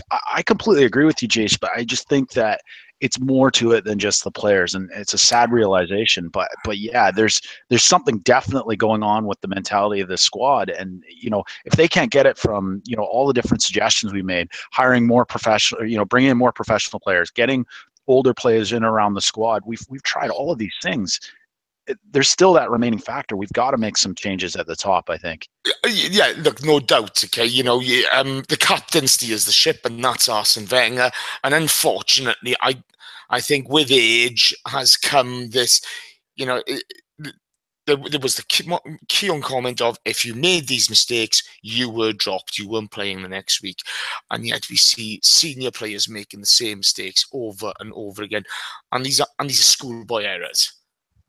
Okay, but if you look at our squad, okay, other than the first team, the depth is not great, is it? The depth is not great. You know, after Ramsey, Wilshere, and Xhaka, you have Coughlin and El Nene in midfield. You know, we've not given AMN a chance. I just see that Arsene's lost his way, and I hate to see it because, you know, I love that man. I love Arsene Wenger. Okay. But, you know, there's a lack of leadership from Arsene Wenger, and that goes throughout the squad. And Mujib, no, he's not the only leader in that team. There are no leaders in this team. You know, you look at the same mistakes time and time and time again that we make. And we need a collective responsibility from coaches and players going forward to try to improve it, how we play, and take responsibility. But I think the big thing is, Dom always says, is we need a structure to play to, you know, because I don't see a lot of time trying to achieve. You know, it's structure and accountability throughout the squad, right? And that accountability from a leadership position, but also from your fellow players. And that isn't standing on the sideline after you've lost the ball, waving your arms in the air, you know, shouting at everyone to make a move. It's got to be broader than that. And that seems to be this problem that we've had over and over and over again, is that we just don't have that personal accountability as well as that leadership accountability that we're missing. It pains me to say it. But you know, it's a vicious cycle. We get our hopes up about what players we're going to bring in, what transfer window. We either don't get them, or we get a couple of the players, but then we're ultimately a fourth or a fifth place team. So it's very hard to deal with this. You know, something does have to change. It needs to be more drastic than bringing in Thomas Lemar in the window, right? You know, he's not gonna save this for us. And the one thing I would say, to the detriment of Arsene Wenger, to balance out, you know, my sort of views on it, is that if you've got a coach, and as much of an arse as he is, in Jose Mourinho, who's essentially drawing with Burnley yesterday, essentially threw his hands in the air and said, well, you know, nothing to do with me, Gov. No, it's fair cop. Nothing to do with my ability as a coach. I can't compete with this money. But if you've got Jose Mourinho doing that, you know, I can sort of understand Arsene Wenger sitting there going, well, I can't either. Now, that's where Arsene Wenger needs to be stronger and say, actually, no, I'm still a good coach. And it will be really interesting to see if he does remain next season, which, you know, it seems like he will, barring anything will change. If he does remain at the club next season with these new coaches, with these new scouts and systems in place, it'll be very interesting to see if he is almost told, right, we are bringing in this player, that player, this player. It's now up to you to get a tune out of him, because then we really will see whether he has still got it, or whether people are right to say that he may not have. Chris, you're sorry, Gim. I know you want to get on the listeners' questions, but I have one question. I know Chris is not a Pep lover at all, but Pep Guardiola, Pep Guardiola at Man United with the resources available to Mourinho. Who does better, Mourinho or Pep? And I don't want to, don't spend a lot of time on that. But no, I mean, I'm not a big lover of Guardiola. He's a very, very good coach. I'm not stupid enough to sit here and say he's not. He's clearly very, very good. The one issue I have with Guardiola is that he takes projects on at the very peak of the point where they're ready to be taken on. I don't think he challenges himself enough.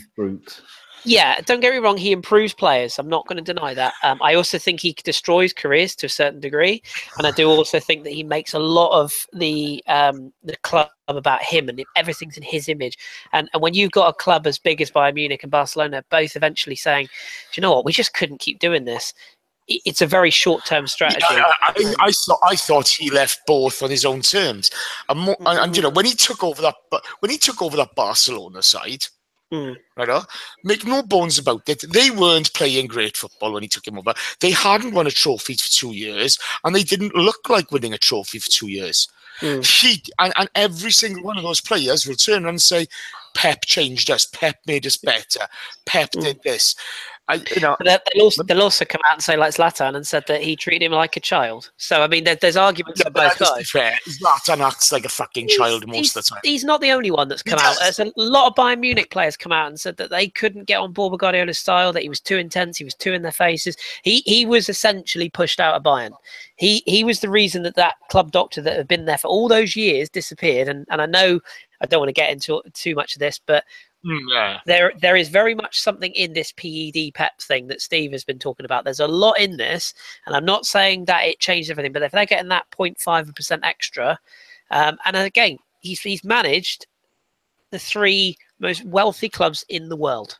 And as Mourinho, I mean, to answer your question, Jeff, I think Guardiola would have made Manchester United a better side than Mourinho has, absolutely. But I also think he would have spent the money better than Mourinho has. Pep Guardiola would not have touched Lukaku for 100 million quid. Let me tell you.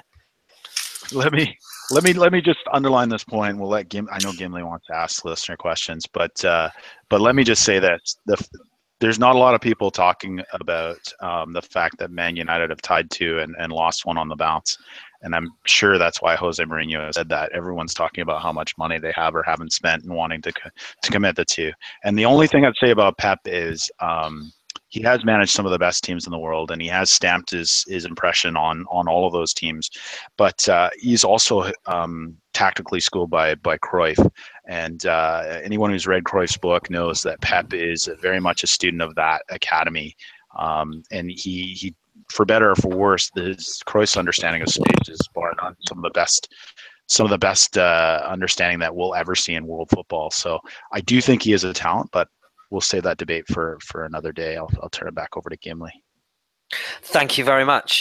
Danny, just before we do go, I know you've got a list of all the players whose contracts are up in the summer, and I think that would just be interesting to cover that just before we do listener questions. I know, Chris, you need to be off by 10, so we'll try and keep it brief. Don't give Chris any questions then, otherwise he won't be. It is an hour, to be fair. He should be all right, I think. If he chooses to carpenter it and it goes on past 10, then it's completely his own fault. What if it's a Carpenter Davis combo? Then we might as well all just kiss. Wait until we're all fucked. All right. So last time I read this, fuck yourselves. Thank you. Wikipedia and Transfer Market both had some of them. People said they signed a new contract, so hopefully they've updated. But I'll go from Transfer Market because that seems to be the more likely route. It says Matt Macy and Ashley Maitland-Niles, Conservative. Neither of those two have a contract. Wikipedia says that they're both undisclosed. So I've asked on Twitter, and the only person to reply to when Ashley Maitland-Niles' contract ends was Mike in Goodness in USA. It says it ends whenever his mum damn well wants it to, which I think is fair enough. He does have a contract. It's just not. I don't think it's not professional terms. It's one of them, isn't it? That's lower pay scale. I think that's why you can't find any information on it. But knowing our luck, he'll do a Willock and bugger off to something in a European team. And then we've got Per Mertesacker, who's retiring in the summer. Santi Cazorla retired already virtually. Ozil and Sanchez we know about. Jack Wilshere ends in the summer. Petr Cech ends in the end of next season, as does Debuchy, Walcott, Monreal, Ramsey, Welbeck, Ospina, Giroud, and Apcob. Now, someone said that I think Giroud has recently signed an extended deal. But either way, that's going to be 1, 2, 3, 4, 5, 6, 7, 8, 9, 10, 11, 12, 13, 14, 15, 16 players whose contracts will end before the end of next season.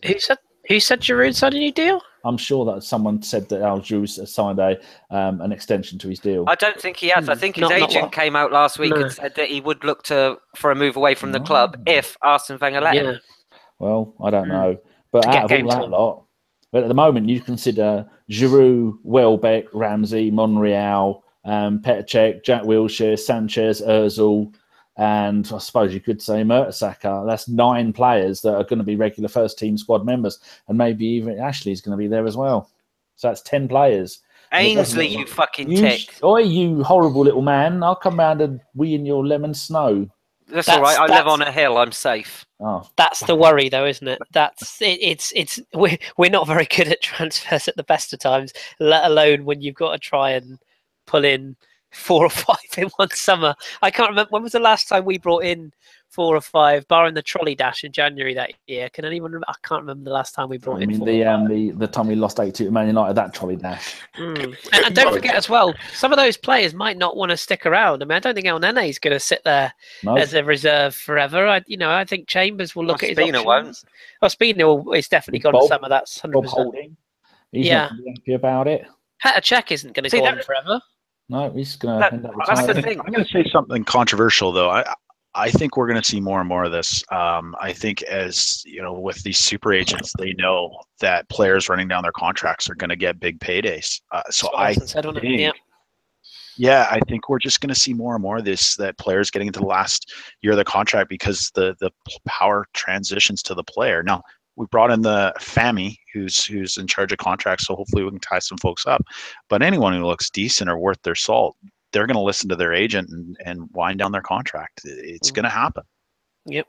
I think we sat here potentially, and 2019, we could be sat here looking at a completely different Arsenal team.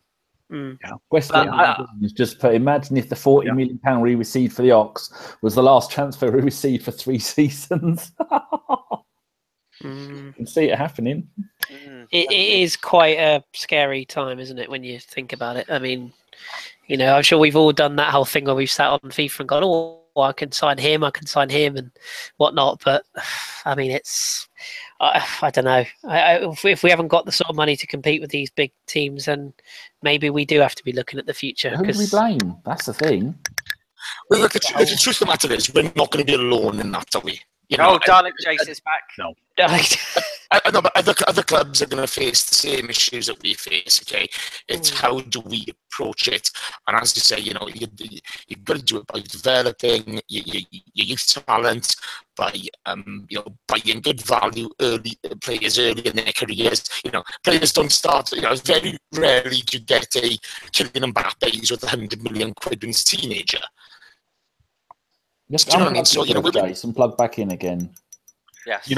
I'm a Dalek again. You got all Dalek again. Yeah, you did. Oh, fuck this. Just on that point, though, there's another piece to this, too, and that is how many kids right now around the world are going to watch Arsenal and say, I want to join that team when I grow up. We're still so riding the Invincibles. We're still riding our presence in France. We're still a big draw for players, but that has to continue. Otherwise, we could get ourselves in a bit of trouble here. We slide too far down the table, and there won't be those players out there saying, you know what, one day I want to play for the Arsenal. We still have that. You still have players coming out and saying that their favorite player was Thierry Henry or Dennis Bergkamp. But it's hard. It's hard to imagine that guy in 10, 15 years saying that their favorite player was Mohamed El Neni, right? It's So it's we have to be successful. We have to keep up our image. We've got to start. We've got to continue to win. We have won the FA Cup, but we've got to get back up to where we're supposed to be here. See, Sorry, Sorry, Chris. But my point was, as it was in the podcast, that we should be utilising every single transfer window because the future is so uncertain. The only thing on the draw, as Jeff says, the only thing I would say on the draw is, and I know a lot of people are not going to believe this, ask someone like Philippe Auclair or Julien Laurens. If Kylian Mbappe hadn't joined PSG, which is his hometown club, Arsenal. That's out there. That's a public acknowledged Wasn't Real Madrid, Chris? Because he can't. Real Madrid was the third option. Yeah, there was a lot of. They wanted him, but he wasn't convinced he'd play there. And Arsene Wenger was a massive draw. And I know that the jokes will come out. Oh, he had a cup of tea with him when he was 5 and played Guess Who with him when he was 10 on his 10th birthday. But yeah, he was very interested in the move, and it's part of the reason why the Lamar thing is going on, because in France, as you rightly said, Jeff, there's still a huge draw. The only problem is that you're then scooping in a pool of players that are maybe not elite players. They're a little bit below that. Yeah, I love Alex Lacazette, to the very loins of my soul. Me too. But he wasn't looked at by any of the other top clubs other than Atletico Madrid, which I would argue were in the same pool of level as, or Dortmund, as I said earlier. We're not, we're not in Bayern Munich, Juventus, Man City, even Chelsea. We're just not in that league anymore. We're not. But we have the ability to get there as soon as we get a new manager. I think that's the only thing stopping us, because we can change the stuff below Wenger with the players if he allows it. But Wenger doesn't seem to have much say in the stuff going on above him. And there are moves being made that, honestly, I never thought I'd see the day where we are recruiting some of the big names from some of the big clubs in Europe, as in to organise stuff. And it seems to be happening. So maybe they're thinking, if we arrange things at the top, then maybe Wenger's just going to go, well, it is time to go. Whether you like Arsenal or you don't, there is something in the stale argument. I'll say that much. Your beard bollocks hitting against your microphone, and it sounds like you're being teabagged. Oh, there's an image. Yeah, that's because I was looking the other way. Jace, do you want to see if your audio's working? Now you're muted at the moment. I'm still muted. Thing comes up on the screen saying you're muted. There you go. Oh God! Jesus Christ! What's happening? Live and unplanned. This is ABW, ladies and gentlemen. Make it stop. He's left the group and he'll come back in again. Oh, that's beautiful. Right then, I think we should probably move on to some listener questions, shouldn't we, Danny? We should do, Matthew. Right, first question from Nikki. That does sound weird. Please, really weird. Oh, come along, Matthew. Oh. Matthew? First question from Nicky Wilson, who always DMs me them because he knows that's the way to get them on the list. No, actually, don't say that, because I want everyone. No, I don't follow enough people to do that, do I? Good. He says, I hear all the time. Is Jason back? Go on, Jace. Say something, Jace. What's up, man? Are you? Oh. I think your audio set to your laptop or something, or your computer. It's not coming through the headphones.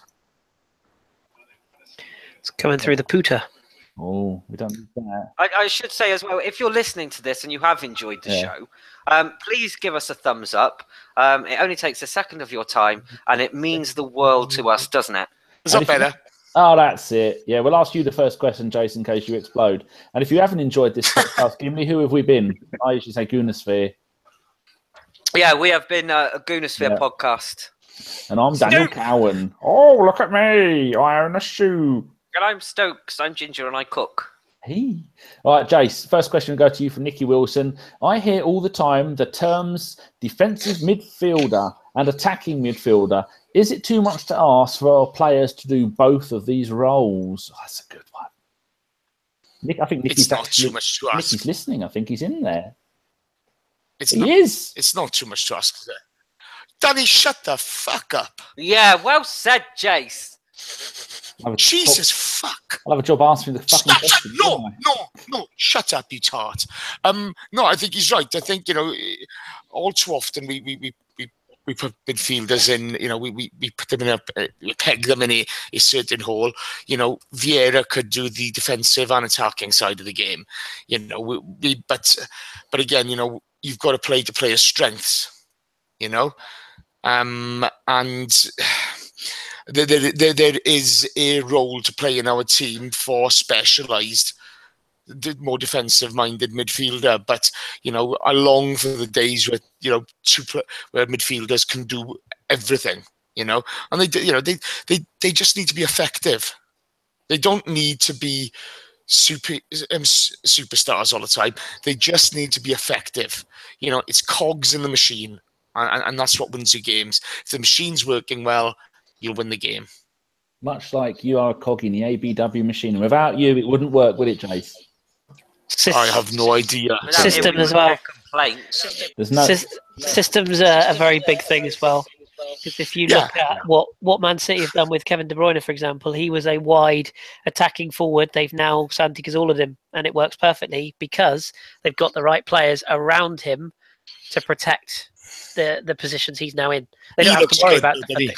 He just looks so good. Yeah, he's quality. But and confidence plays a huge part as well. If the team's playing well and all is confident, you know, you get a better tune out of your players. We haven't been. I can't remember the last time we were confident, to be honest. No, but if you go back to the Spurs game, you know, we were superb. We dominated midfield. Defensively, we everybody was on top of their game, and we pressed from the top, and we played like a team. And since then, you know, the Burnley game, we backed it up. And since then, we've fallen off a cliff. We've switched. Stop Carpenter Davis singing. We can't have this nonsense. Right, next question. There's a load of people who are just putting good questions in there now. This one will go to OG. You OG this as much as you want, OG. From Fred Thurbin, he says, does anyone remember when Wenger seemed reluctant to play Xhaka? What happened to make him undroppable? Has Wenger lost faith with our other central midfielders, or does he do a job for us in midfield, and or am I just being harsh? I think what he was doing with Xhaka was just the typical thing that he does with his players that come in from outside of the Premier League. He was just blooding them into the league. I don't think there was much more to it. Now, you got to remember, at least at the beginning of last season, Santi was still around as well, so his injuries obviously played a part in that role. But I think probably it's a combination of that. He's getting him used to the league. He's done a bit of that with Lacazette this year, earlier in the season. And I think, again, with Santi being basically dead, that's also forced his hand a little bit as well. So I don't think there's anything more to it than that. I don't think you're being too harsh. It's a legitimate question, but yeah, there's nothing more going on there that I think. Fair enough. See, gents, that's how you answer a question. Gimli from Schwing, Bada Schwing. He says, thoughts on Theo leaving? It's a two-parter. What's a fair amount to get for him? Seems like Southampton will come in for him. What do you think? A couple of years back, he was being touted to Liverpool. I would have said 25 million easy. Now he's not even making our bench. 25 quid. Yeah. I would probably say a fair price for him. What is he, 28, 29? He's English, which automatically bumps his price up. I'd say 15 million is a fair price. 50 or 15? 15. I don't even think we're getting 10, Gim. I really don't. And you know, Walcott's one of those. I don't even think very much like Ox. I wasn't sad when Ox went. I found it funny. I thought it was funny that we got that amount of money for him. No, just in the way that he's acted as well with Ox. But 15 million be the price, and I really wouldn't lose any sleep over it, even though I've named the dog after him. For how much would Arsenal play for Theo? That's a penalty. Surely that's a penalty. He's getting done for diving. What a twat. That's a blatant pen, I thought. Jim, how much do you reckon currently in this market do you think that Arsenal would have to pay for Theo to get him? Probably we'd pay 30 million to get him in, I reckon. And also, Schwinn has put Danny's beard or Chris's hairstyle. We can't possibly handle both. Tall order. I'm not sure if that's a question or not. Right, next question goes to Chris. Chris, don't carpenter this, for fuck's sake. For Michael Harneyman, he says, thoughts on Carrasco rumours? Carrasco, I think I've said it right. Seems like we're interested in bringing him in from Atletico Madrid, and he's been made available by them. And also, someone has asked Jorginho from Napoli. What's your thoughts on him? Another one who's been linked. Jorginho is a wonderful player. He is part of the key to what made Napoli transform this season. Holding midfielder, very, very good, very underrated. Brazilian by birth, but playing for Italy by the sounds of it. It's one of them. So yes, 100%. Although I don't think it's likely. And Yannick Ferreira Carrasco, yeah, big fan. There's a bit of Pires in him. Not quite the same language style, but in the way that he breaks the lines and provides a goal threat. Again, I'd be very surprised if Atletico Madrid sold him. I know he's fallen out with Simeone, which is not a hard thing to do. But yeah, they're looking to strengthen rather than sell. And if he goes, I mean, you're talking north of 25. So yeah, I'd take them both, but I don't think either will. Yeah, me neither. Right, one for you, Jace, from John A.L. Short. This is a good question. I think you'll like this. What should be Per Mertesacker's top 5 things to do with the academy when he takes over in the summer? You don't have to give 5, but what's the most important things he needs to do? I think it's just bring stability to it. You know, there's been some movement, obviously, with them. What was his name? And Freddie going to Wolfsburg. The teams seem to be doing well. Juncker, that's it. Thanks, pal. Juncker, yeah. Yeah. They seem to do. I know. Who gives a fuck? You know, we need to impose a style of playing. You know, all the teams used to play the same style. You know, it's all about skills and helping these guys develop into first-team players.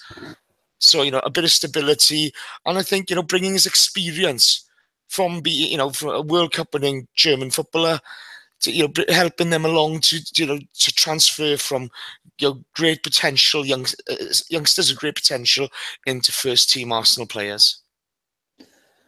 That's a good answer. I like that. Right, a quick question. I'm just looking in the chat box for this one from Fly KJ. Everybody, will we get rid of Sanchez in January? We start with OG, yes or no?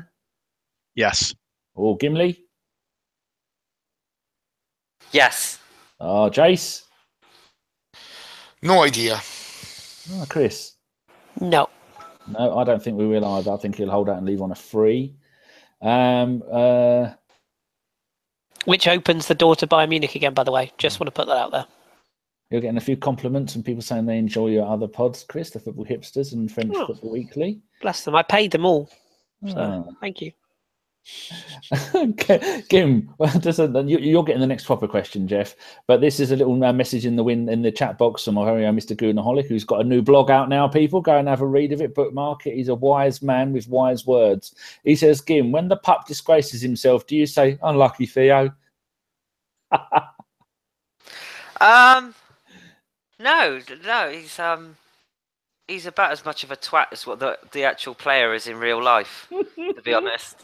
Does he like charge around the house, like beating the offside trap and then failing miserably? No, you know, this is the funniest thing. He's very camp. As a dog, he's very camp. He crabs across the floor when you make fuss of him. It's very weird. Is he waggling his tail really hard that makes him go sideways? No, and he makes this noise like this. Ah, he sounds like a fucking crow. Carl, I would take a video of it. Carl is asking what our very own Carl is. I've got Christmas baubles. I've only got it on one side though because you complained. Carl also says Merry Christmas, guys. Merry Christmas to Carl, and I should also say Merry Christmas to David as well. Oh wait, no, I'm going to save that one for Chris next time round. Danny, yeah. Carl, can you sort the Riva Trains Wales out, please? They're a shower of shit. Fucking rubbish. It's your fault. If it goes Chew-woo, blame Carl. Fault. That's the motto we have. Jeff, would you like a question about Sven and Raul for next season? Sven and Raul? Yeah, the bloke we got from Barcelona's director of football, and the other one, Sven Mintaps. Mislintat. Well, you can ask the question. I'm not sure if I can answer it. Oh, well, I'll give you another one after if you can't. And from our very own Haitian sensation, Jacques Joseph, he says, what should be Sven and Raul's priorities in the next 2 transfer windows? Get out while you can. I'll give you a clue, Jeff. It's not shoot more. Well, I think we've talked about it at length in this pod, is getting some players signed. We've got a number of them who are in their last year, if we can. And then I think when we look at on field what we'll need, I think it's going to be a winger, a center mid, and a center back. Maybe not in that order. I think center back is sticking out for me right now, given the fact that we've got Paire retiring. Koscielny's Achilles are completely hooped. Monreal's not getting any younger. So center back probably would be my first priority, followed closely by a game changer up front if we lose Sanchez, which I think we will. So those will be probably my 2. And then center mid, more depth in center mid. I think you said that, Danny. You were talking about the fact that we don't have a lot of depth in center mid, and if I've miscredited it, I don't care. I'll take it. I tell you what, and then they can form a Wham tribute band. Sven and Raul. I like the sound of that. So do I. Diamond Lights, number 1. Get it done, people. Right, Gimli. From our the bloke who keeps this podcast running, Corey Austin, keeps giving us sending us golds and diamonds in the post, doesn't he? He says he's got a few questions here. You can have them all. He says, which is the most important area of the pitch to deal with? Keeper, defence, midfield, or forwards? At the moment. At the moment, I think we need a new centre defender. Because he's not going to use the 2 young great players we've got, has he? No, I just, for some reason, he doesn't seem to have any faith in Holden. And I like Holden as a player. I thought in the cup final was absolutely superb against Chelsea.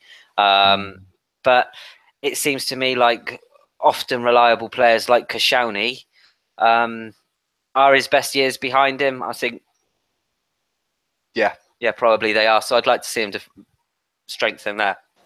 And this season, Big Bob Holding has played 15 games, all competitions. And the other one is Chambers has played 4 games, all competition. I see Jovi82 as well in the chat box. Who's going to be quicker to deliver, Arsenal with a trophy or Yodel Online with a package? I tell you, right, Yodel Online, they've properly got right down a crack of my arse. I ordered something day before my birthday, 16th of December. For Kate's birthday, for Kate's Christmas present. No, it was for Kate. It is actually Kate's Christmas present. Yeah, I saw your wonderful tweets to them. And I am gonna keep calling them out every single day until they reply onto packages here, and then I'm gonna break the delivery driver's nose. Oh, what if it's more than 4'2"? You're gonna have to stand on something. No, see, I got into an argument with a guy from DPD. Was it DPD? That sounds like DPD. And he had, no, it was Hermes. Sorry, Kate's just told me it's Hermes. Where he threatened not to give DP. Yeah, where he's. Isn't that what? No, it's John Welsh gets involved in on it. John Welsh been around your house again? It was my Hermes, and literally, I was so rude to him, I had to wrestle the parcel out of his hands because he refused to give it to me at the door. Can't believe you'd be rude. Can't believe That's what we all find that hard to believe, don't we, listeners? Oh no, we don't. No, literally, it was a thing of beauty. I can't believe I sunk down to that level to nearly have a fist fight with the delivery driver on my porch. Is anybody in the chat box even slightly surprised that Gimli would stoop to that level? Just put yes or no. Next part of Corey's question is, can we afford to keep Ozil and deal with the important issues we face in all other areas of the pitch? Is that to me? You're getting all of them. All of them. Because Corey's your mate. Well, he's all our mate. Oh, go on, ask it again. He says, can we afford to keep Ozil and deal with the important issues all over the rest of the pitch? As in, spunk all of our money on his wages whilst ignoring that money could be spent on about 4 other players. Well, I think he if you get £300 a week, doesn't he? Yeah, if you get rid of that useless Chilean dickhead, his money, and add it to Ozil's money, and then combine that, fantastic, and then do what you got to do. There's a lot of players there that are just on ridiculous wages, like players like Theo Walcott that need to fuck off and stop robbing Arsenal of 140 grand a week. I mean, if you get rid of the players that don't deserve the money that they're on, for players who deserve a decent weekly wage, then I think that's how it's going to change. Bravo, sir. Right, next question is to Mr. Davis. Are you awake? Are you ready?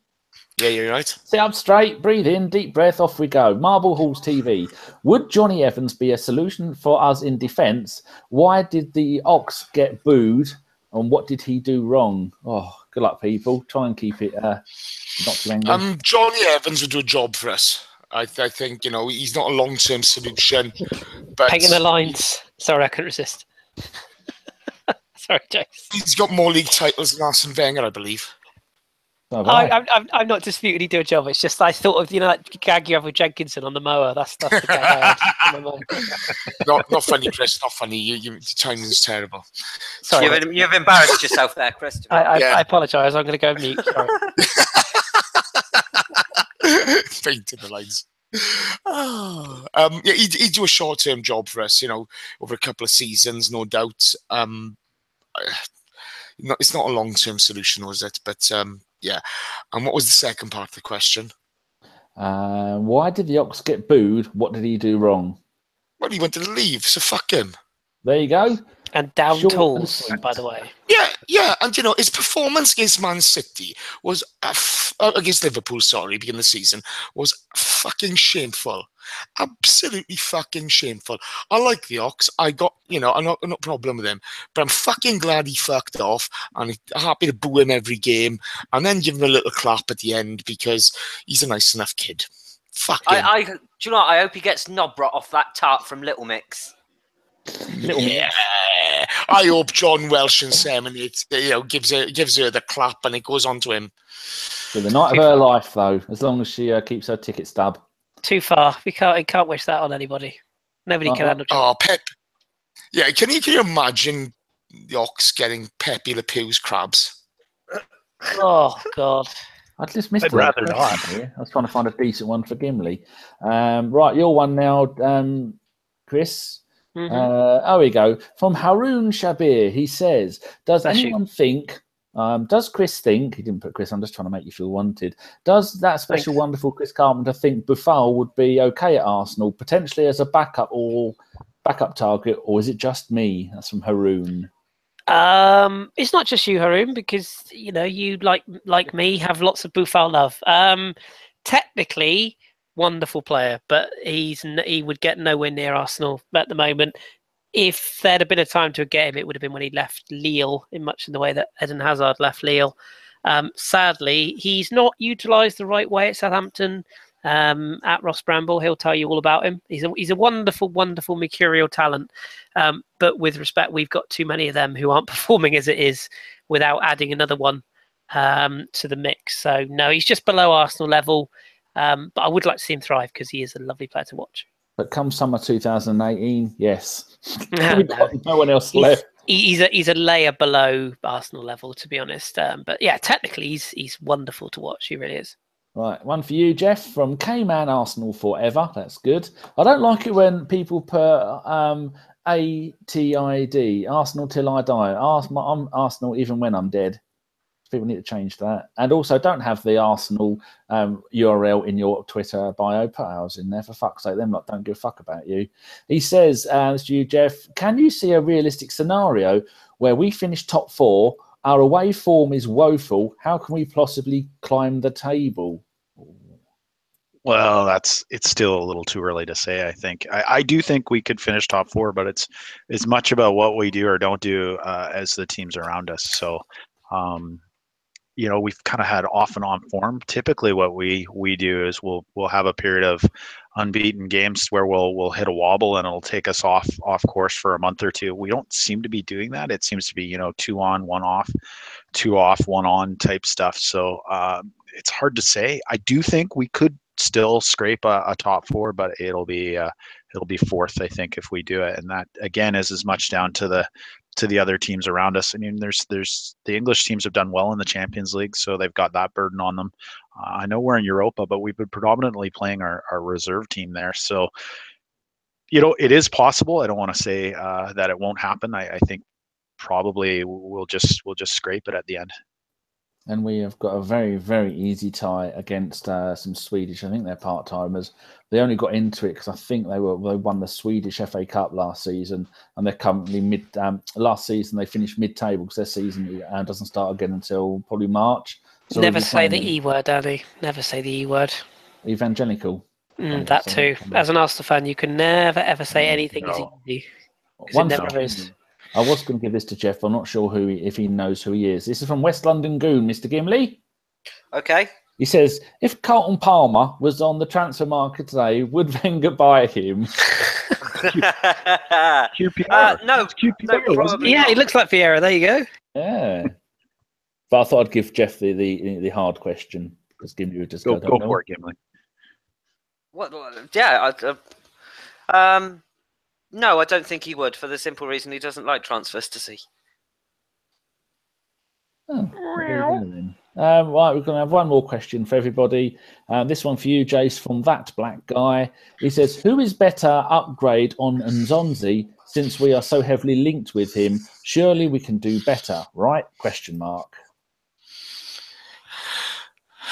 Well, there's a plethora of better players out there.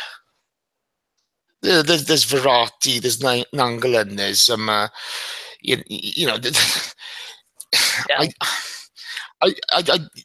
well, how old's Vidal now? 31. 31. Come back to me. Yeah, come on. Maybe older. It's one of those where better than what we got. Well, I don't know. We've seen Xhaka and Ramsey. 30. Sorry, 30. I gave him an extra year there. You've seen Xhaka and Ramsey play some superb games. Ramsey's had a decent season. Xhaka's had a bit of a torrid time. Jack's back now. You got AMN coming through. I just think it's more about the structure to which we play to rather than the players that go in there. Yes, we need upgrades on Elneny and Coquelin, no doubt, okay? But I don't see us buying Steven Nzonzi anyway.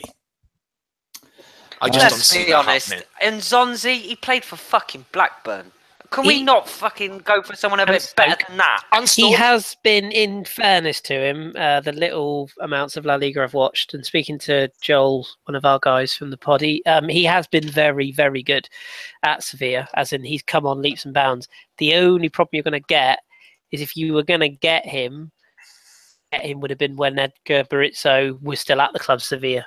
He's now left the club, so the chances are a new manager coming in will probably put him back into the lineup. So I think your chance of getting him is probably gone. But he has got a fairly low buyout clause, which is what Arsenal are usually all over. 29.5 million euros, isn't it? So yeah. So yeah, and you've seen with what Kondogbia, for example, since he's gone to Valencia, he's been revolutionised. He still isn't good enough at top level, in my opinion. But at Inter, he was awful. Went to Valencia and has come on again. So sometimes, like Jay said earlier, a transfer to another club can just re-energise a player.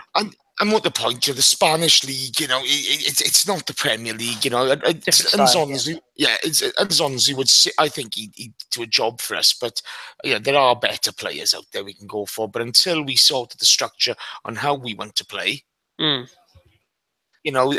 the most important aspect that we have to face. The prime example. He was Villarreal's best centre back for 2 years. He was absolutely exceptional. Came to Arsenal, never really settled. Went back to Valencia. He's been brilliant for Valencia. So players just suit certain countries, certain styles. The one thing I would say with Nzonzi is at Blackburn and Stoke he was fairly good, and he's used to the robust element of the Premier League. So that's one thing he would have on the others. But I mean, it's one of them, isn't it? If the money's there to do it, it's whether he would want to leave and whether we could get him out of Sevilla, I guess. Hey, right. I'm just getting the predictions things ready. Got a couple of questions each. That's the thing I had open. This question is going to be for OG from Frank Gunner. How do we get the best out of Lacazette? Now, I know Chris would like that question, but he's answered everybody else's question, so he's not having it. Sorry. No pressure there because I'm going to get graded on this answer. I really like the runs that he's making. He does seem to have a good finish on him. He gets in and around the box. We're stuck in our defensive third too often. And I think that's probably the issue here. we need to move the ball up the field and play higher up the pitch. I think that a lot of that is down to the fact that we're seeing more and more pressing teams in the Premier League, that they're pushing us back into our own back third.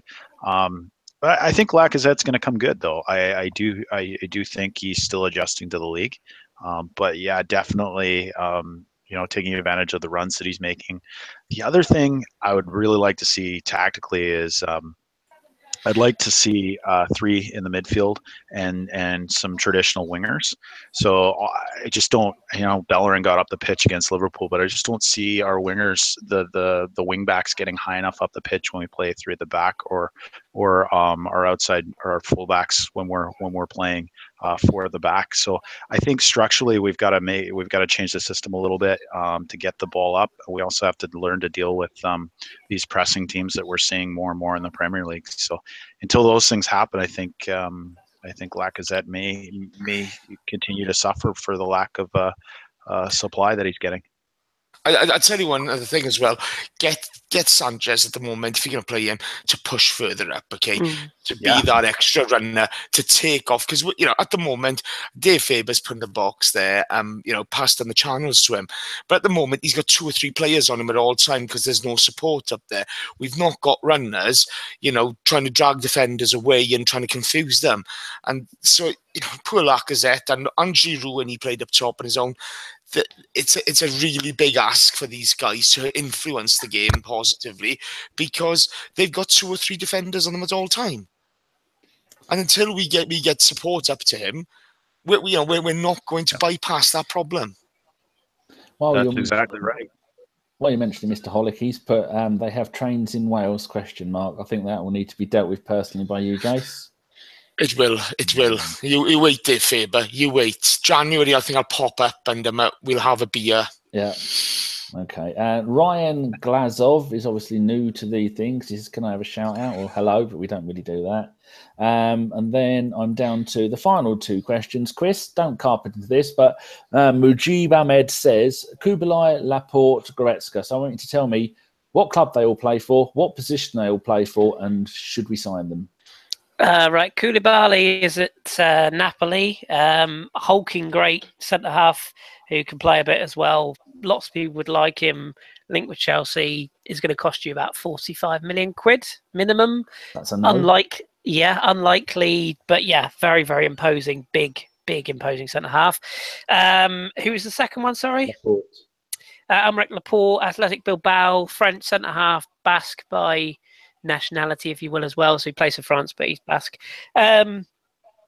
He's probably the most likely one that you'd be able to get. Linked with Man City. Pep's a big fan. Now they haven't got Van Dijk. I could see him going back.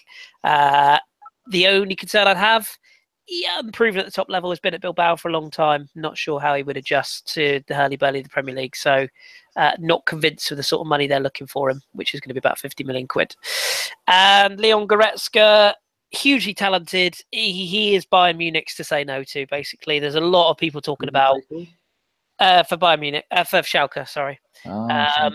I think you're more likely to get a Max Meyer type of player out of Schalke than you are.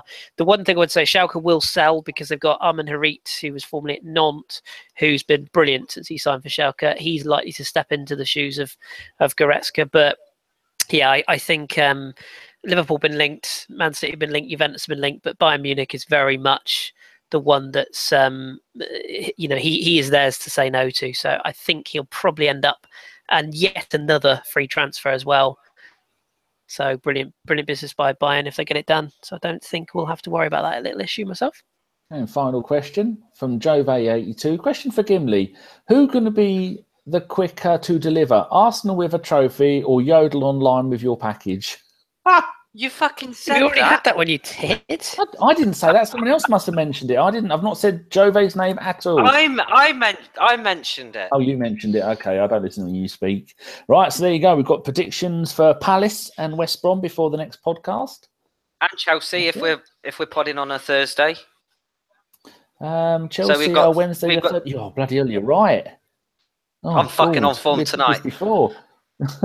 Okay, so on we'll then. go through each one of you then. The first one is away to Crystal Palace, and we'll start with you, Danny. We're going to smash them 5-1, and the first scorer is probably going to be Lacazette because they're shit. Okay, Jace. 2-0 to the Arsenal, Lacazette. Lovely. I had that one as well. Jeff. I was going to go 2-1 Lacazette. Lovely. Chris. For display purposes only. Yeah, 3-1.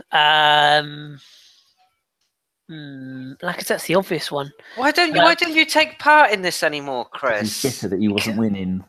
No, it wasn't. I One. just because I get so annoyed with all the bloody spamming in the group. Hold up, yeah. Hold up, yeah. His announcement, I will be about making my return. Here we go. Here we go. I'm going for that. I just thought it might drum up some interest in the podcast. I thought it would get some more. No one's listening. He's gone full royal wanker. That's there why he are doesn't join in anymore. Oh, he's too good for us now. Oh, no. Go fuck yourself, Chris. Go fuck yourself. You and your cross. Go to hell, Chris. No, Chris. I'm not having it, Chris. Behave yourself, Chris. There are as many people who dislike me as there are who like me, so I thought it might get some numbers up one way or the other. I'm Chris, going to go.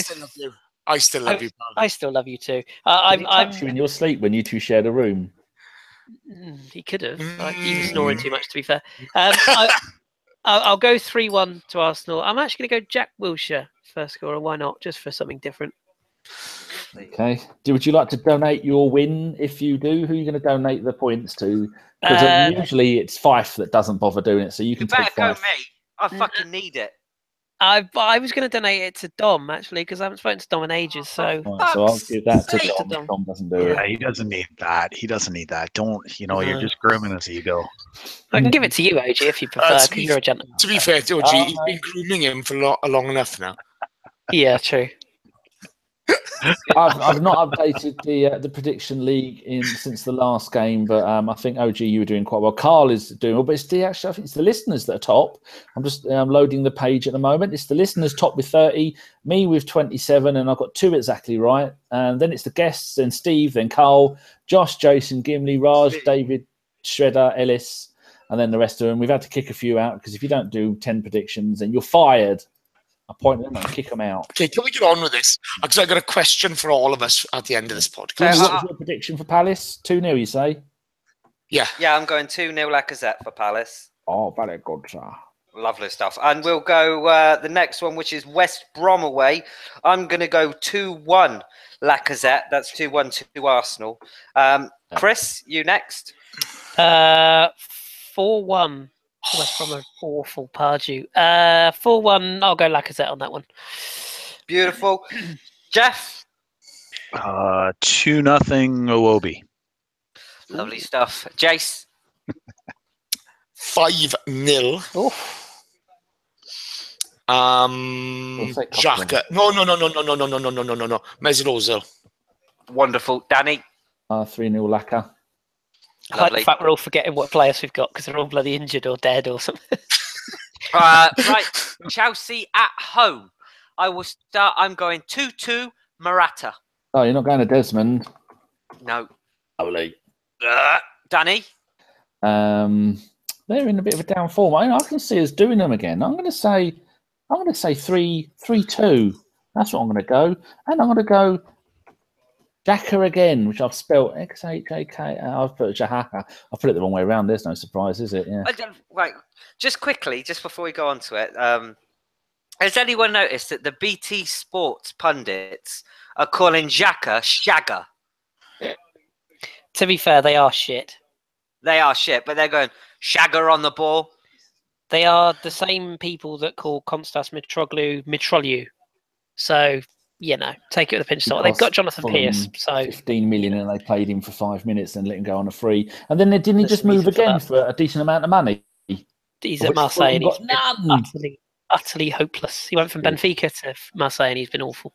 They paid good money. Marseille. Sorry, I digress. Konstas Mitroglou, the Greek centre forward. Who is he? Remember the season where Fulham got relegated and they panicked in January and went, "Will I buy him, that Greek striker?" And then they went, "No, he played 5 games in the Premier League, no goals, got relegated." They loaned him out and then they give him away for free. That's nice beard. Chase. 2-1 to the Arsenal.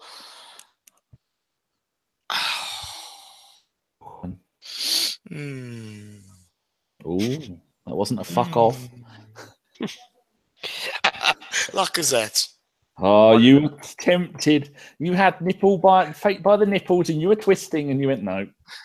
Oh, we're getting a lot of love for Laka tonight. Jeff? Anyone who can kick a ball. We'll go 2-1 Arsenal, but Hazard with the first goal. Okie dokie. And Chris? 1-1 and Hazard. Wonderful. And that completes the predictions for tonight. From Gwendolyn. Gwendolyn? Yes. Oh, Jesus. I've got an antique. I used to have an antique called Gwendolyn. When you say Really? used to have. Good. Oh, she dead. Oh, sorry, love. Jace, what was your question before we do the shout-outs? I'm intrigued. Oh, right. Okay. Highlight of the year, lads. Highlight of the year. Gimli, your highlight of the year, please. Oh, don't come to me. My highlight of the year.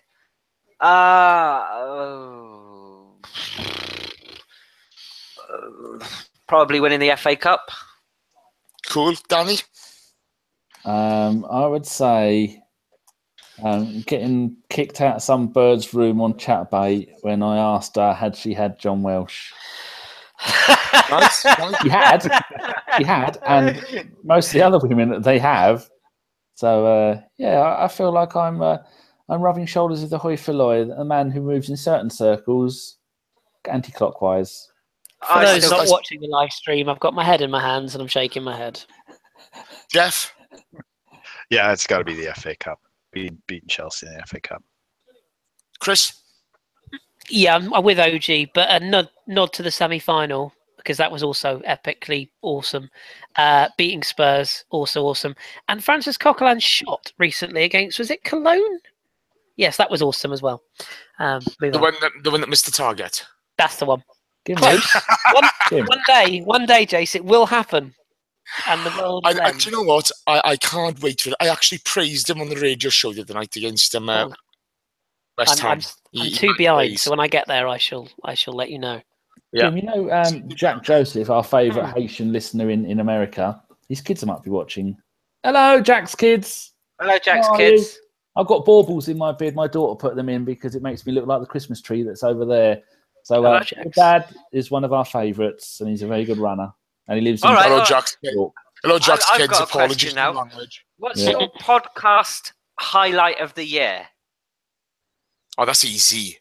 That's easy. The year before last, it was hooking up with John with OG and the boys for the Swansea game, and this year it was hooking up with Dom, Chris, and the guys for the Bournemouth game. Yeah. We hooked up with everyone, and we had a bloody good weekend, didn't we, pal?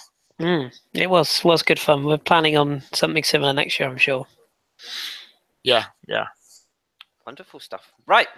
And the highlight about that was Danny didn't turn up. He's uphill, isn't it? It's uphill. Right.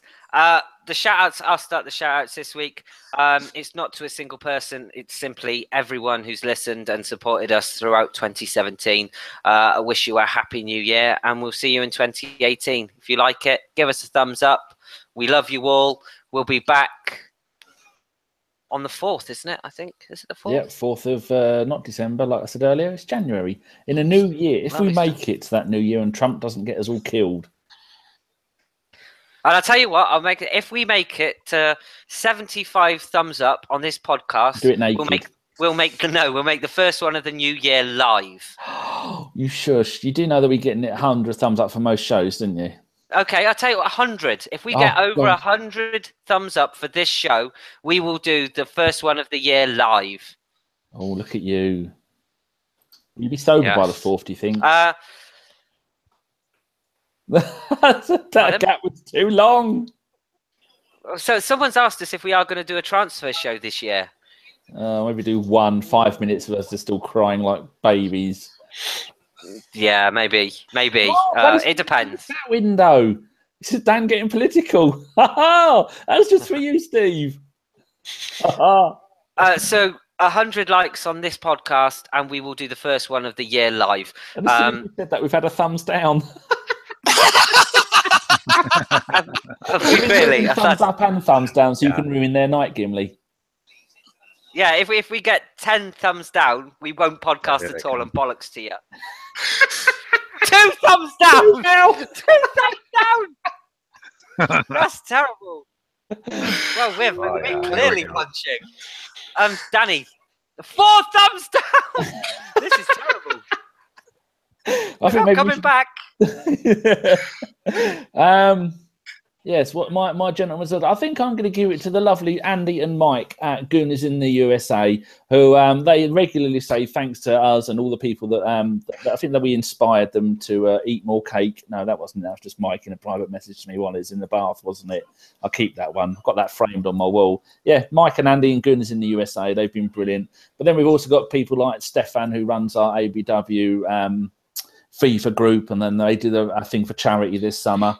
And people that you don't see much of, like our very own OG and Dom and Jason in all them lot, because of the time zones, that's why they're hardly ever on. So all the little people behind the scenes who still do stuff. And our WhatsApp group, we're all in it, and we all have a right old giggle. So, yeah, everybody from ABW, it's brilliant. That was our 13, 14, 15, 16, 17. We're about to do our 6th year, our 6th calendar year we were starting. Bloody hell, Gim, who'd have thought? Oh, we've got the thumbs down has now gone down. It peaked at 8 and now it's down to 6. Hold up, let me put the thumbs down back on there. Right. You think I'm joking? Oh, it's 8. It's at 8. One of them was me. I just disliked it with the pod account. Oh, it's at 10. We need it. That's it. We'll see you in 2 weeks, you cunts. Yeah, okay, so my shout outs to all the guys who do the radio show and everybody who is in the chat box there, who every week they just support us and they're brilliant. It's been bags of fun this season, or this year rather. We've got a live show for the Palace game tomorrow. Danny is hosting, Josh and John on the panel. Then WBA New Year's Eve, myself and John and maybe Danny will be doing that. And then the Chelsea game is Danny, Josh and Ellis. Oh, I thought I was in for Chelsea. You didn't confirm, you dick. All right, fair enough. I'm not in for Chelsea. You do want to do the one afterwards? Yeah, I'll do the one afterwards. Brilliant. Okay, yeah, right. I'll chat to you later. We'll pencil you in for that, okay? Yeah, no, that's fine. I've spent most of Christmas stoned and drunk. Tree. And to be honest, I'm not on camera tonight because I feel rough as arseholes. Honestly, he showed us his face earlier on, listeners, okay? And I'll tell you one thing. Penny for the fucking guy. He was a shambles. You honestly, if he'd have put a hat on the floor, there'd be money flowing in. He looked like a tramp. That's some good drinking and cavorting, pal. Usama has figured out why you want me to host, Jason, not John. He's put Danny's hosting 5-0 to the Arsenal then. Because if John Welsh hosts, Jonah. He's a Jonah. You're correct, Usama. West London. Thanks to everybody. I'll just say, West London Goons pointed out, if anyone's got any spare change, give it to the Willow Foundation, who we at ABW fully support them. Brilliant organisation. And please remember Mark Gunner Runner, who's running the London Marathon. He's supporting a charity for partially sighted or visually impaired youngsters. So please help him out. Is it? Oh, I was taking a drink of my beer then. I'm still going. I'm not gonna fail until the liver has failed. I respect that, Kim. I really respect that. To be honest with you, if I'm alive by New Year's, I'll be fucking very surprised. But mother be proud, I've not touched any Class A's. Well, nice, well done. I know. I thought that was an achievement. I gotta be honest with you. You know. I was gonna get some ketamine in, but I struggled to find it, to be honest. Jeff. Yes. Even everybody in Canada. Are we giving shout-outs? We are. I don't know if she has a Twitter account, but I'm going to give you my shout-out, and I'll explain why. I'm going to carpenter this. I'm sorry, guys. I know we're ready to be done. You do it. It's Whitney Ann Kroenke. And for those of you who haven't met the lovely Whitney Ann Kroenke, myself included, she's a lovely lady. She's a TV producer in America. And I understand she's single. So if we're smart, we play the long game. We get Jace over to America to bed down the lovely Whitney Ann Kroenke. Brown her. And all of a sudden, ABW, we're in charge of the club because that's right. She's Stan the Man's daughter. Take a look, Jace. Take a look, buddy. This is the master plan. We're in it for the long run. We're going to take over the club. Whitney Ann Kroenke. She's a looker. I tell you what, boys. Chief Shugger. Hey, you've seen my plans for the club. You've seen my plans for the club. Yeah, you're in. I think I do well. I think Chairman Davis has a nice ring to it. It's a bit like Chairman Mao, only hash. Can you get Danny in charge of the food, Jace? Absolutely. I think Whitney Kroenke Davis has a good ring to Whitney it. Ann Kroenke Davis. She will have a nice ring to it, won't Get she? it done, Jace. Oh, Do it for the club and country. It's genius. Think about it. We're in it for the long run. This is how we get our club back. Yeah. With me and you, okay, first date, right? I'll take you to Cardiff City Centre. Right, we'll have a few beers. I'll buy you chips on Chippy Alley, right? And then pop into the park on the way home. How about it? Think about it. Jason, if you do not accomplish your mission, you're going to have to Brown Usmanov. I've done worse. Oh my God! It's their master plan. Where do we The go backup from plan's that? not so good. Where do we go from that? Tell you what. Lost all my train of thought there. Hold up here. Stop for a second. Gimli, you're banging of order. When I say I've done worse, okay, right? Don't go straight to Chris. At least he's got long hair. That's a very, very. I bet you've got a lot to say about that. That's a very, very good point. Actually, It's all got 18 plus again. Save us, someone, please. I don't know where to go from here. Yeah, so to everybody is part of ABW for being patient with me, because obviously I can't come on as much as I'd like to with work at the moment. So thank you to Gim and Danny and everybody here, and the usual, just really the usual people I interact with. It's lovely to see Corey in the box. I talk to Jax Joseph a lot, so hello Jax. And Nikki Wilson, we don't always agree on stuff, but we talk quite a lot as well. So thanks to all the regular people who I Twitter with. And also, this is probably the main shout. Big thanks to the bearded one, Mr. Welsh, who does do a lot of work for me away from this podcast as well. And on similar lines, Big Josh as well, Mr. Josh Dorr, who also does an awful lot of stuff for me for my other pods and bits and bobs. We've heard that. His knees are sore now. On the side favors. So yeah, big thanks to them, and a big thanks to it's gonna hurts me to even say this, but Jace has done a lot of work on the radio show in my absence this year, so thanks Jace, you massive twat. It's a pleasure, pal. You shouldn't have jumped ship, you cheeky little fucker. I'd be here every week if I could.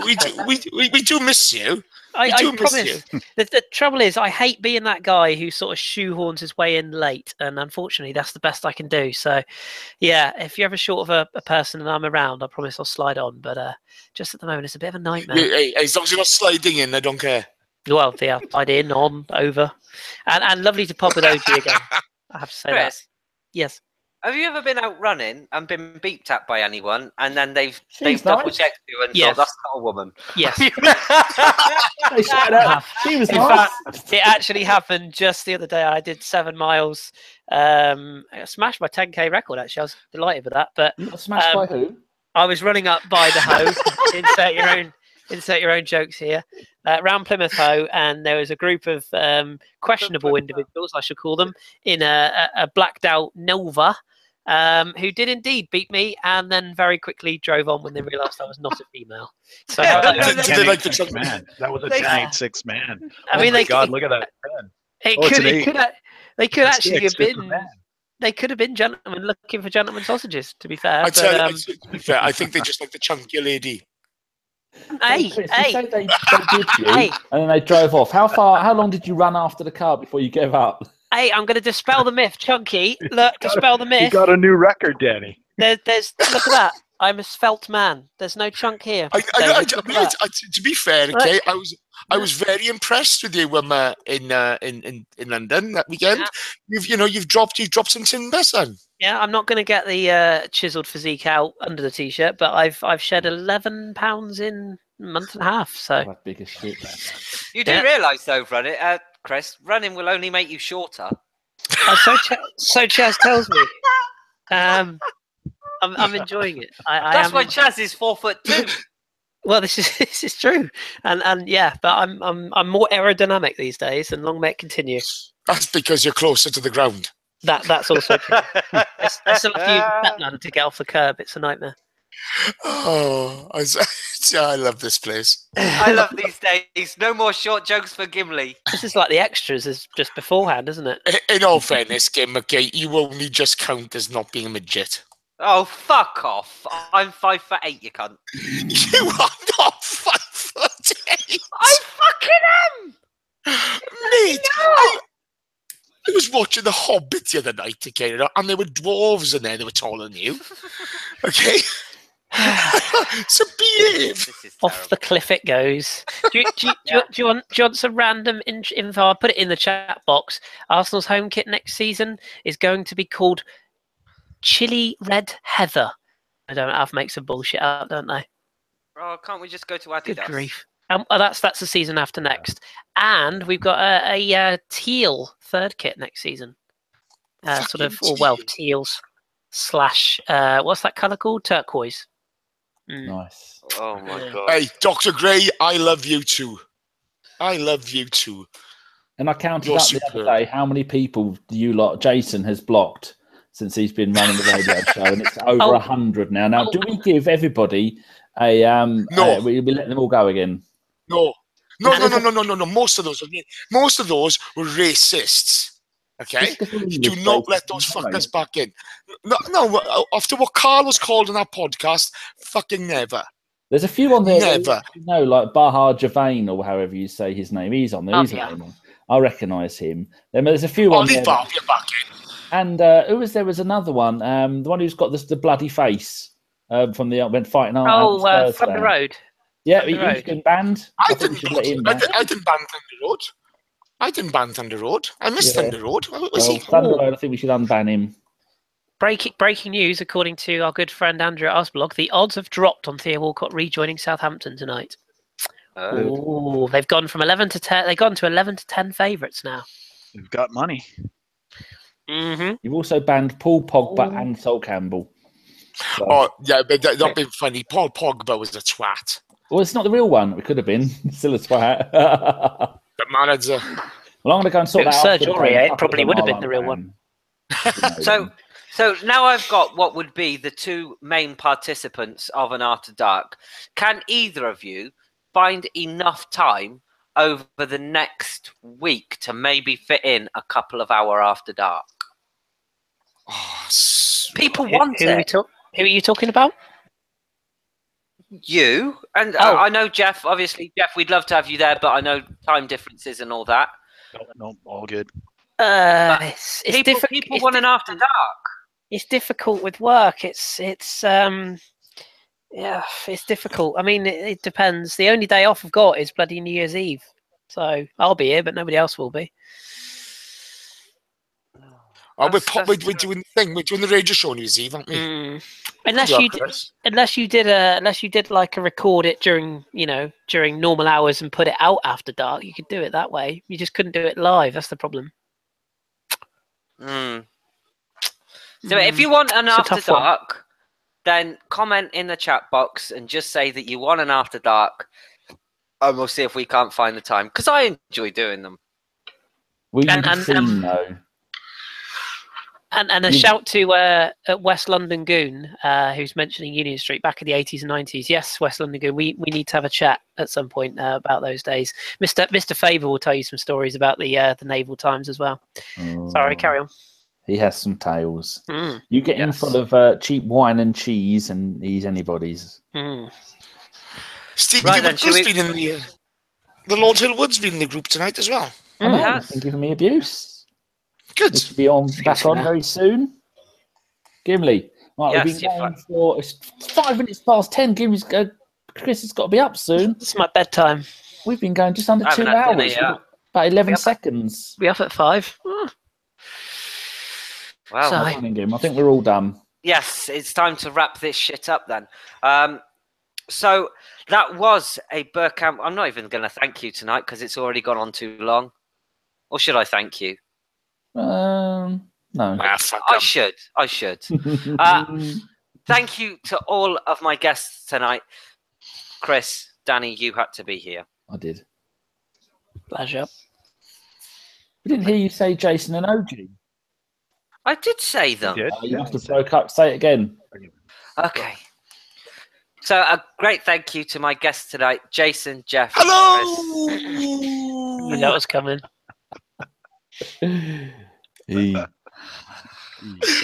Oh, I love this place. I'm already drunk. Can we finish? Yeah, Okay. said she. Lovely stuff. So that was a Burkamp Wonderland podcast. Thank you so much for listening and a happy new year. Good night. Good night. Night.